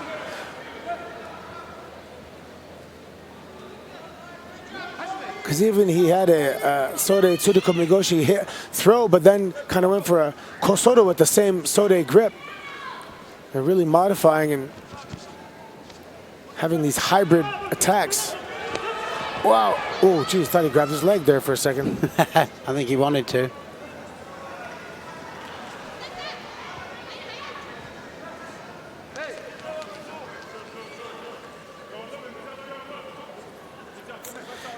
Kim looks like he's just trying to figure out the speed and pace of Shikalazada. I think you're right. I think he's looking at this thinking this isn't going quite as I had planned. Yeah, I thought I was bigger and stronger. Wow, this guy's pretty fast.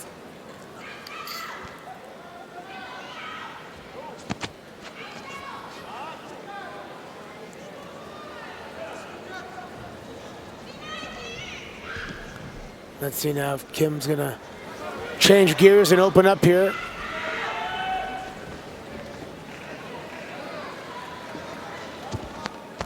Oh, nice Ouchi. Put your chin down, jeez. Shikalazada with those quick reflexes able to land on his stomach. Avoiding the score. So nothing on the board right now. No score, no Shidos. Minute 22 remaining. Azerbaijan's up 2-1. Yeah, one Shido up there to Kim. And this is one of those contests. If Korea wins, it's 2-2. If Azerbaijan wins, it's 3-1. That's a massive difference. Yeah, that means they'll have to win the next two.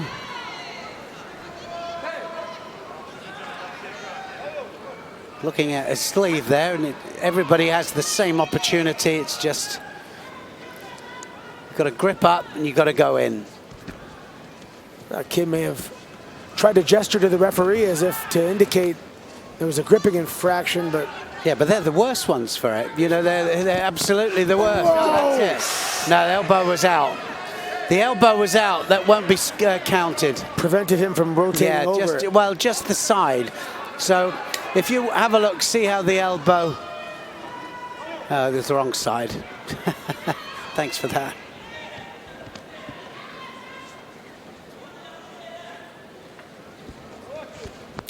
Strong overhand left grip now. Whoa! Right on his face. What an exciting match. Shikalazada, I've got to say, he had a howler in the individuals. Look at this. Bam! This is totally different. Almost his entire face came crashing down. Thank God for all those neck bridges I'm sure he does, because strong neck. I don't know if we do now. Do we do neck bridges now? Not in judo. No, but I mean, if we get caught with any kind of bridge, we lose. So no, in practice to strengthen the neck. Yeah. Oh, is that what they're discussing here? Potentially, possibly, yes. Yeah, that's exactly what they're doing. Whether it's a disqualification or not. Oh wow! And he did get a Hansokumaki because of that. Wow. I mean, that was not really his doing, kind of. Well, I agree with you. You know, because the thing is that intention is the biggest word, and I think that in certain situations you can look at it and you think, well, he didn't really have a chance there. Tatami 1, next Oh, category, man, yeah, number it's 70 kilo. a bridge is on the somewhere on the back. That was his face. You can't bridge off your face. No, but the rule is using your head in order to escape. And that is the rule. But I'm not so sure that was the situation. But I anyway. think Shakalizada used his head. True. 3-1, Azerbaijan lead. Next up, one more contest. That's all they need. Yu Ye-yong of Korea up against Hassan Ali of Azerbaijan. Yeah, that was a very significant Hansoku Maki. 3-1 now.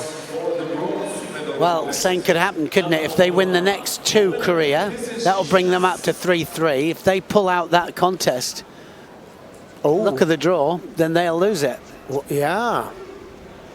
Hansoku Make. Oh, man. Hansali going for it. It's time for the semi-final. So Korea's future is in the lap of the gods at the moment. See, that's interesting because a Hansoku Make where you're doing something illegal to somebody else is one thing. Hansoku Make where you did something potentially dangerous to yourself is almost another thing. Yeah, good point. It's Hansoku Make either way, but maybe that's something to discuss in the future. Yeah, no, good point. Really good. Straight into the semi-final on the other mat. Russia, France. First contest for women over 70 kilo.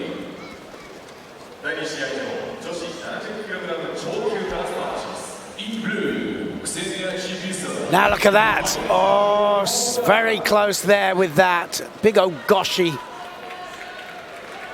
Both of them going in with their hips, and one of them, well, they both land in the same position.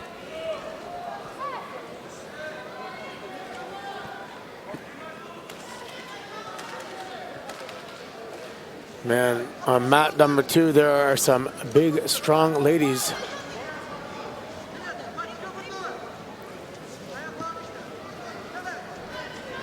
Oh, nice. Tatoshi and Yu then straight into the attack. Yu's transition to Newaza is seamless. Yeah, already a penalty up there for Hassan Ali.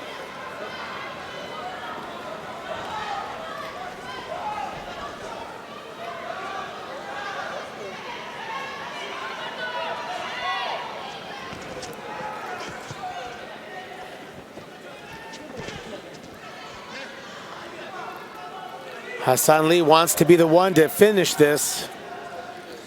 Yeah, she does. It's pretty aggressive between the two of them.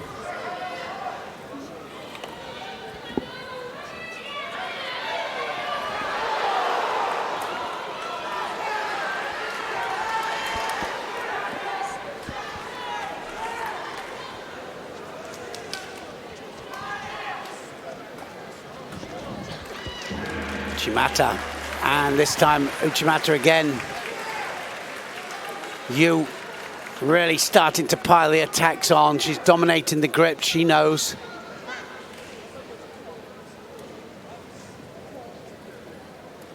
The W2 winner in blue for Russia, Ksenia Shibisova. Russia is leading now by 1 kill versus France. Whoa! The W2. It's got to be a Wazari. Yes, it is. It's a Wazari there. Yu now up by Wazari, just over a minute remaining. In white, Cyril Bagay. Hassan Ali has the one Shido. Just a big Ogoshi. Huge technique there from the Korean. This could bring it to 3-2. Whoa! That's it, it's all over, and it does bring it to 3-2. So now Korea have a chance to equal this all up. Yeah, Hassan Ali was a little off balance, reached in, a little overzealous, and Yu countered, and that is all. The W1 winner in white for Republic of Korea, Yu Jae-yong. Yeah, she just overreached, didn't she? She overreached, Now is leading by 3. and the Korean took advantage. Next category, the W1 men. Lee Sung-lo of Korea then minus 90 kilograms match up against Medvedev of Azerbaijan. So Medvedev, if you're going to have your money on somebody, it would be Medvedev. He's looked great in this team competition. Yeah, he looks physically so strong, doesn't he, and awkward.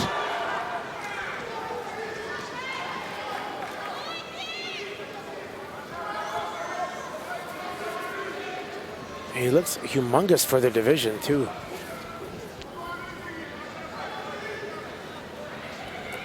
And of course he is. He is just so rangy, isn't he? That big left arm coming over the top. I mean, he's a real spoiler. Looks like he's going for a Sankaku Jimmy here. Ah, he just can't get that. He's not in the right position. Right His hips foot. are nowhere near. So you're not allowed to crank on the head there. Well, somebody asked me earlier, actually, whether you can crank on the head. You can't just pull the head forwards and put the neck under pressure that way. In general, or while in a Sankakujime? Well, you can kind of pull it down just in order to go round to make the triangle, but what you can't do is crank on it. So I'm surprised they just let that just go on for that long. Yeah, he didn't have his arm across either. Winner in blue category representing Russia, I must say, though, that was one of the first Sankaku attempts from the back that I've seen this whole week. Yeah, well, we don't see it. We haven't seen it much at this World Championships. It's just so easy to pick the guy up. That's not really I guess so, effective. yeah. No, but I mean, I think we get techniques, don't we, that are vogue techniques, the ones that come in, you know, that are favourites. Double lapel into the hold down, and Juji, basically the ones that are the go-tos at the moment. Shido apiece now, which means Lee's back is up against the wall. One more Shido for him, and Medvedev will... Oh, wait. They took it off. I thought he had two. He had two for a moment. Kosoto. Yes, he's got a Wazari with it. And look Can at he get this. the leg out? He's trying to... I thought he was trying to get a... Well, at least choke. we've seen him attacking Newaza, actually, which is a good thing. At least he follows it down. That change of direction there took Lee onto his side. Immediately wrapping his arm around his neck. Couldn't get the right angle for a Hadakajime.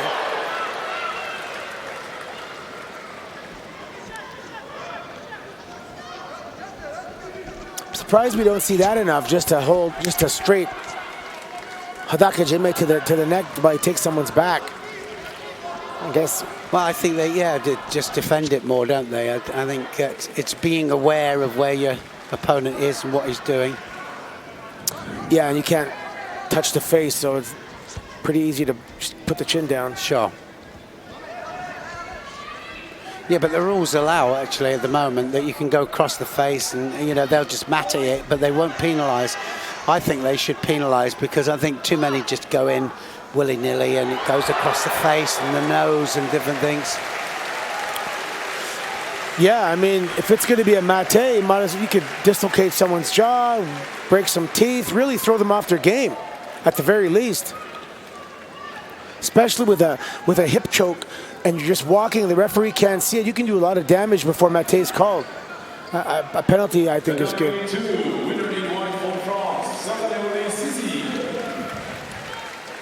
So he's got to come forwards now, Lee. He knows that he needs a score on the board. 1 minute remaining. 3-2 for Azerbaijan. That's it. It's all over. It's good, all over. yeah. And Azerbaijan have done it. They're going to go through. It's going to be 4-2, the final score. And that Uchimata there scores the second Wazari for Medvedev. So it's going to be Azerbaijan that are going to be fighting for third place. The W1 in blue, representing Azerbaijan, Mamadali. And who will be their opponents? Well, it's going to be it's going to be the loser of the France and Russia match. So following this, we're going to have the semi-final, Japan versus Brazil, all action, and it's just about to happen. Azerbaijan on the shores of the Caspian Sea. Quite the region for judo with, Turkey there and Georgia. Yeah, it's absolutely beautiful. And I go there every year. Baku? And into Baku, it's beautiful. Yeah, really I've watched it develop as a beautiful country, beautiful city. It's very modern, but you have modern with old. Oh, I love that. I always find that contrast. Well, it's one of the reasons I loved Montreal as well. That was I loved the contrast. So there we see it. South Korea 2, Azerbaijan 4. Shikalazada, Medvedev, Kinzerska and Kotiev were the ones that made the difference. And it was Jae Young and Kim who got the 2 contests for Korea. There's the finishing Wazari. He already had a Wazari on the board, and that was enough to win the match. It took all 6 contests in order for Azerbaijan to advance to the bronze medal match. And here it is, the second semi-final. The W1 first contest for women over 70 kg. In blue, Maria Alteman. 白、日本、浜田勝利。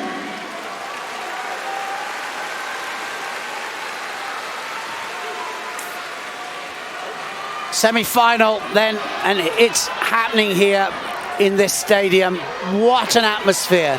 Japan against Brazil. Wow, mat number 2. Oh.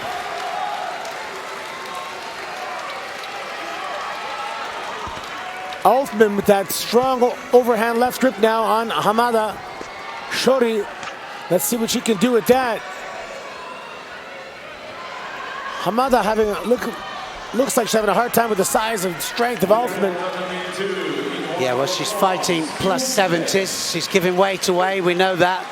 But Altman knows that she's got to go at the same speed. She's not a big heavyweight, Altman, not tall, not excessively tall, and she can move, Altman. She always tries to throw for Ippon. She's always trying to throw the attacks in. So this is a perfect matchup for her. She's twitching the hips there, trying to detect what Hamada's going to do before she fires off an attack. Testing the waters, so to speak.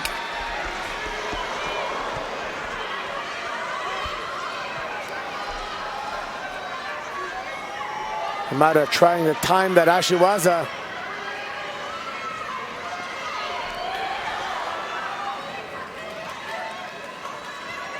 She's going to have to... Well, she's all over her, Altman, and Hamada has got to climb into this. Okay, and look at that. A little bit worried there because they don't want to go one behind. So the draw had the plus 70 starting this, which probably it will work out in the end, because then obviously we're going to get to the Hashimoto is about middle there, and it'll get to their strong ones, but it still is an advantage having a win in the early rounds. Hamada having none of it. No love lost here. Scrappy, she's definitely scrappy. And she's gonna have to be, because Altman is big and strong and she's coming after her. Yeah, she's also a fully fledged heavyweight. She's going, well, you've stepped up into my division here. Yeah, welcome to my world.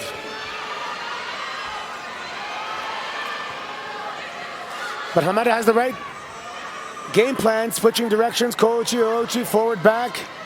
She's going to have to catch her off guard because a direct attack to somebody that strong, it's going to be tough.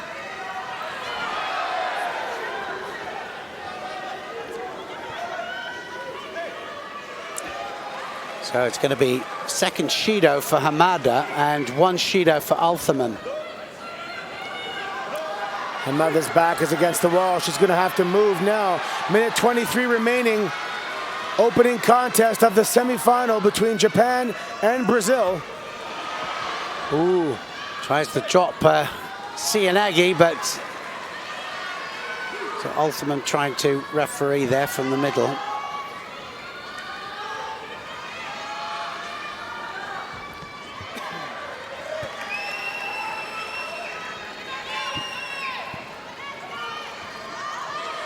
Well, she can't get near to her, can she, Hamada?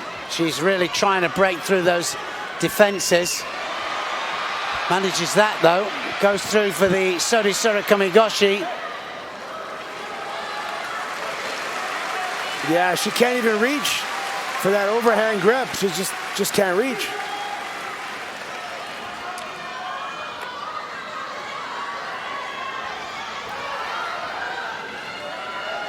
Well, we didn't expect for Japan to have an easy run through. They certainly haven't had an easy run through in the individuals. Still 4 gold medals, but they could have had a lot more. I would like to see Althaman here just really believe in herself and commit to an attack. I believe she has the size and strength to complete it. She's just not really pulling the trigger fully.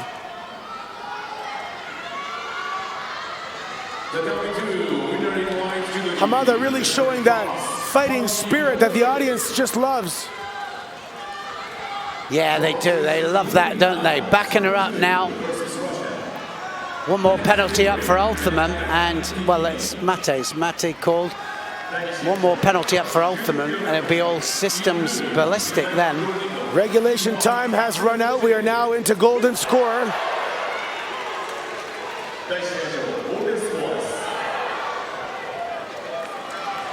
Wow, starting to warm up in this stadium. Oh. This is it. This is where she wants to go.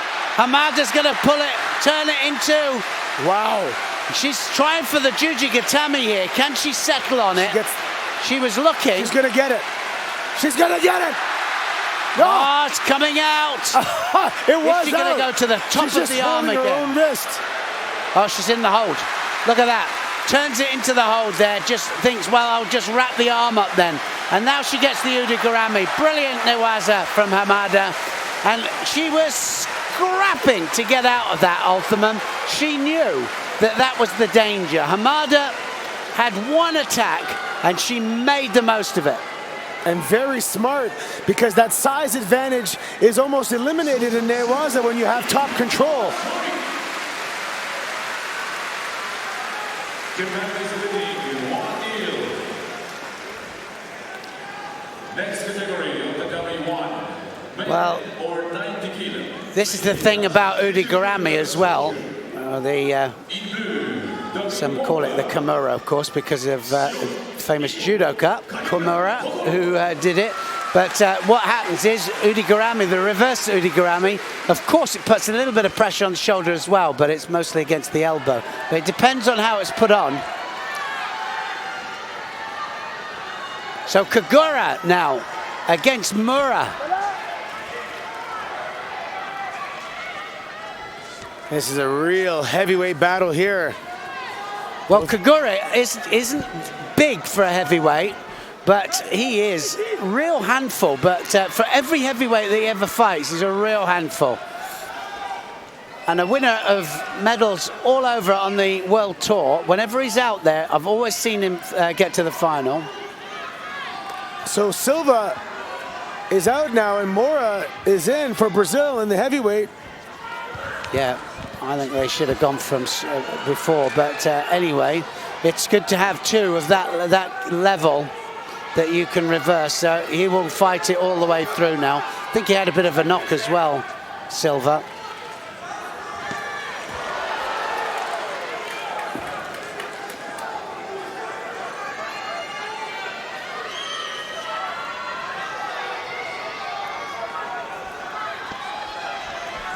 exciting opening contest there. So now it's 1-0 Japan. Super heavyweights up now.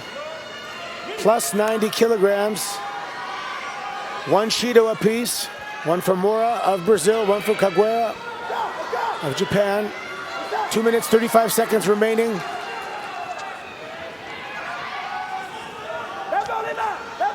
Not giving him a chance to settle, is he, Mora? Not at all. He feels the danger. He doesn't want to know. Now, Kagura looking for the Sodi. Watch him pop underneath. Though he had the sleeve again. It's Mora that's pulling out of this. It's definitely him playing the negative grip fight. Kagura trying to get a grip.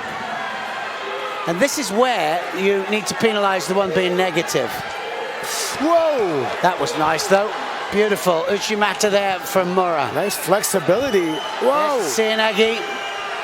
Whoa! Oh, that's going to be it. Ippon scored. Kagura. Oso to Gary. Oso to Otosh. And in the end, well, it turned into Siotosh, didn't it? And he's happy with that one because that was a really good win for him. Yeah, he strung together 3 different techniques in one beautiful combination and was able to finish that off. Man, Japan just jumped into a commanding lead.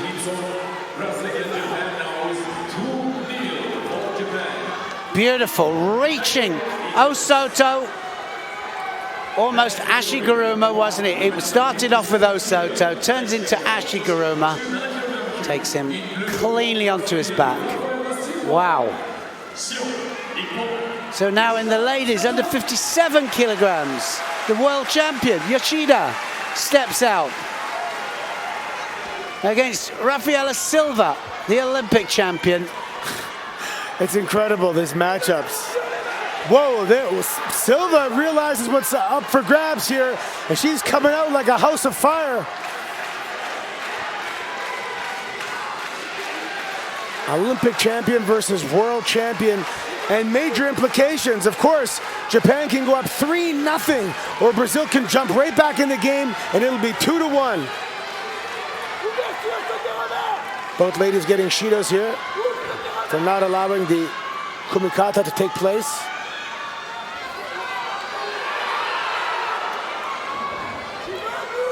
Well, of course, this was the semi-final, Yoshida and Silva. So that's why Silva came out, all systems ballistic. Yeah. Yoshida was the winner on that occasion. So Silva, she wants to say that's not going to happen again. Definitely has something to prove here. Of course, Krista Deguchi was the one that beat Yoshida in the final. Didn't manage to defend her world title, Yoshida.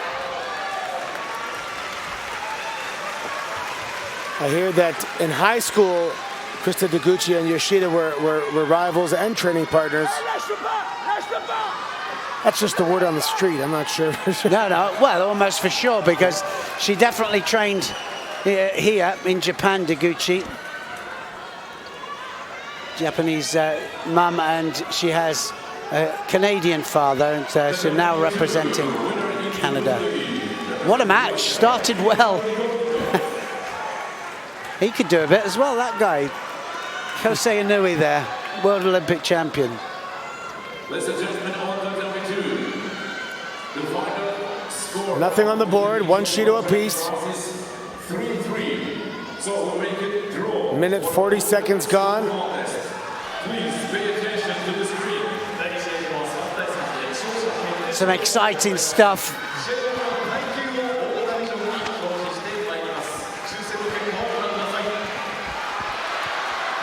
Wow, Yoshida just throwing everything at Silva. She was showing an ode, she then switched directions.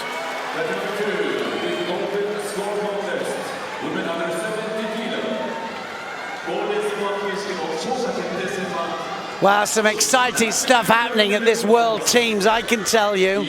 France and Russia just went 3-3. They had a pull-out, minus 70 kilograms, fighting again.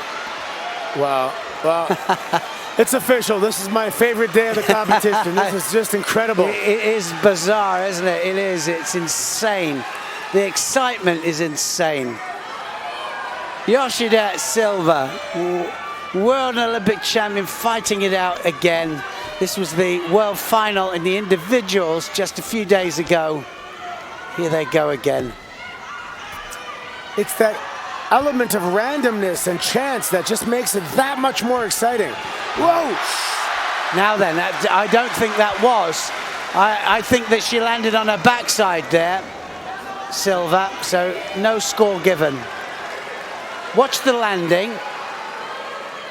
Yeah. So no part of it, I mean, that second stab there, but it was too much, it was two separate attacks. So a minute remaining now. Silva has two Shidos. She cannot, whoa! That Koichi looked like it was not much put on it, but Silva had to spin out and avoid the score. Yeah, great feat, absolutely.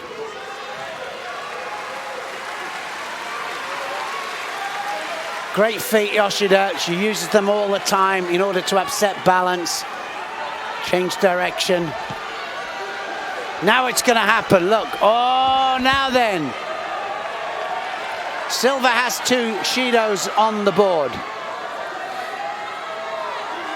Yoshida comes forwards. 28 seconds left. Uchigari Yoshida. Oh, it might be. Silva was just waiting for that. Almost counted her. Almost to come crashing down.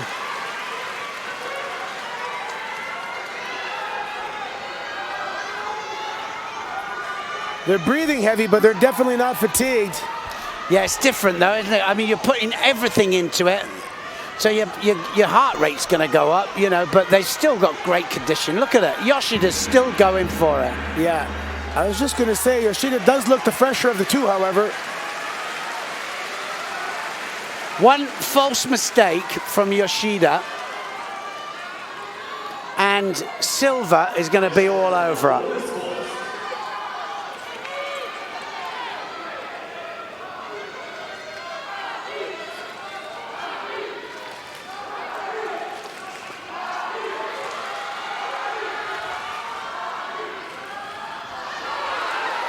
Drop Seanagi. I don't think that was a good one either. I don't think she had any turn on that. She might get away with it.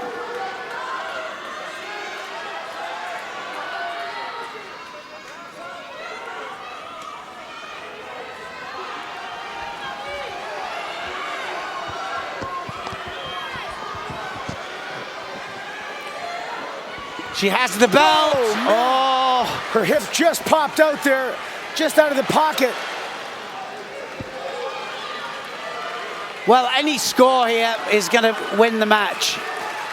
Win the contest, not the match. The match, of course, is the whole thing. 35 seconds now into golden score. Silva has to keep up the pressure. One mistake, one false attack, and that's going to be it. Head down here. The crowd kind of sense it, don't they? They sense it. The whole of this crowd in here is judo orientated one way or another. You just know it. They're very well informed and they know the sport. Now, watch this. Wow. Because what's going to happen here now, that leg is coming out. I tell you now that leg's coming out. Oh boy, that is tight. Silva is bucking like a wild bronco. She knows she's in trouble. Oh, she is trying to get, look at her face. She's trying to get out. She knows what's at stake. Japan's gonna go up 3-0, and she's starting to concede. Well, as soon as it went past the 10 seconds there, it was all over, but Yoshida holds her anyway.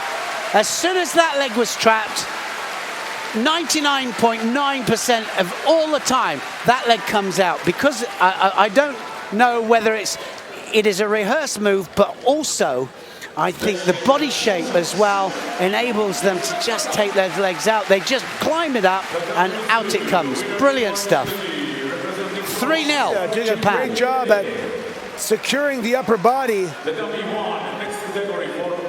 That is a commanding lead. My Lord. 3-0. Look at Silva's effort. I love it. Look at the look on her face. She couldn't have tried any harder than that.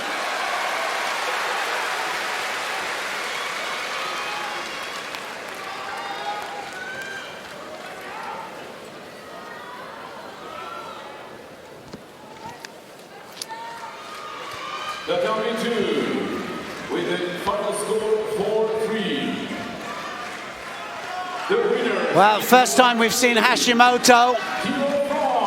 Hashimoto was world champion in 2017. He lost in the Japanese trials to Shoza Ono. Ono got the nod, and they only sent one in the under 73 kilos to this World Championship individual event. Ono wins it in style, Ippon every match, and Hashimoto has something to prove. Yeah, I mean, speaking of something to prove, and we talked about it in Montreal, hashtag depth. It's incredible, the Japanese depth in this division, 73 kilograms. Full of bravado, though, Hashimoto, sometimes just a little bit too much. He is in the zone. Look at him. He's in kill mode. Shido a piece now. Not because they don't want it. Whoa! Nice attack by Barbosa. Well, Barbosa just needs to keep those grips on. And I think Hashimoto, like I say, once you ride the storm, Hashimoto, you can upset him by really taking the fight to him. He slipped right off that last attack, but it was lightning quick. He secured his right hand. Let's see if Barbosa knows that and gets up and gets right in his face. Well, they need this, don't they, the Brazilians, but can you imagine? You've got to get past Hashimoto, who has got to be started as favorite for the actual contest. But you never know, you really don't. He's just trying to push towards the edge all the time, Hashimoto. Barbosa with a vice-like grip. First attack, actually, from Hashimoto. We're halfway through the contest. It's crazy how they do that. Running backwards with your head back, trying to rotate your opponent. It looks funny sometimes to be running, basically running backwards.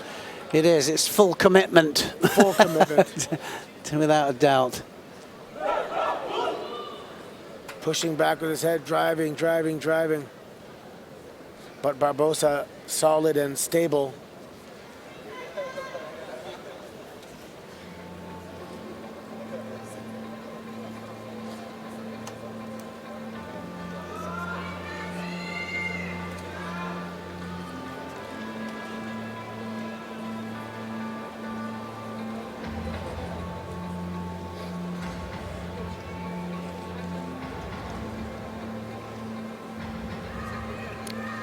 So Hashimoto just waiting then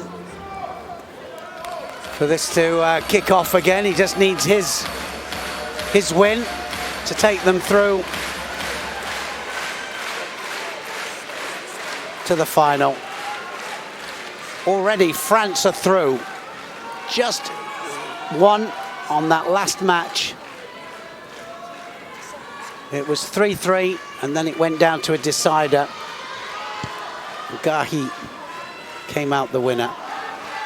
So we're past the halfway point here. Oh, that's it.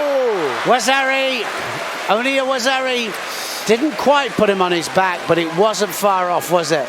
That was not far off. In fact, they might review that because, oh no, definitely Wazari. Yeah, just landed on his side, but He'll go left and right, Hashimoto. Oh, he was thinking about it right there. Yeah. Well, it's something he does. Sometimes when he goes left there, he'll just change the direction immediately for the other side.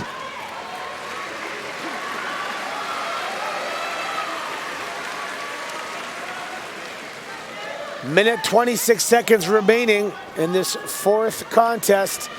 If Hashimoto can hold on, that's it, another clean sweep.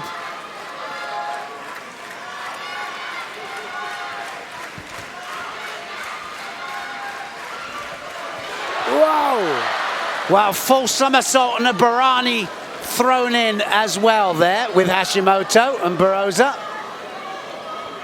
We got Certainly. fireworks taking place. Well, I was here. going to say, it's certainly what they wanted to see, isn't it?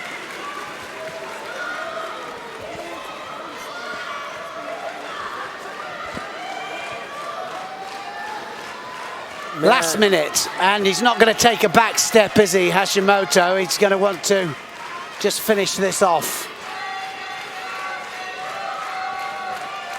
The Kumikata battle taking place is incredible.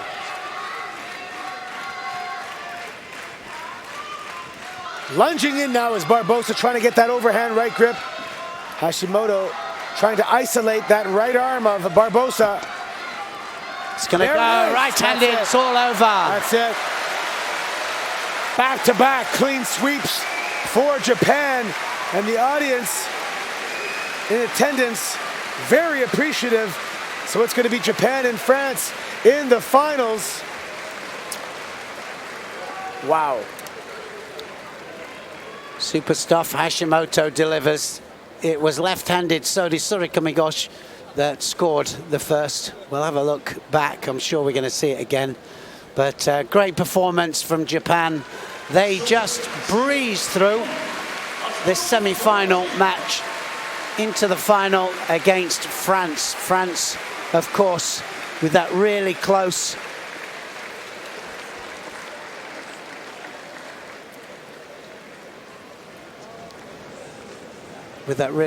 match there with Russia.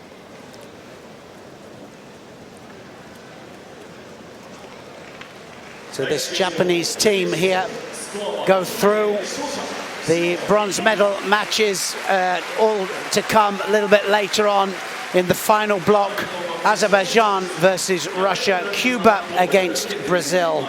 And then, of course, we have the final, Japan against France. Still lots of judo action still to come.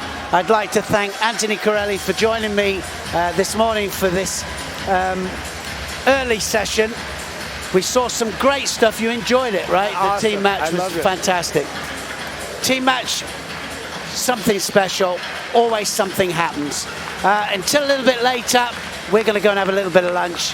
From Neil Adams and Anthony Corelli, it's goodbye for now.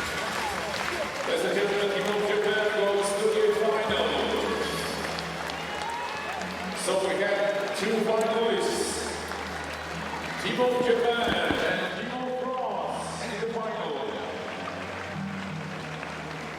For the bronze medal contest, the following categories: Russia against Azerbaijan, and Brazil against Cuba.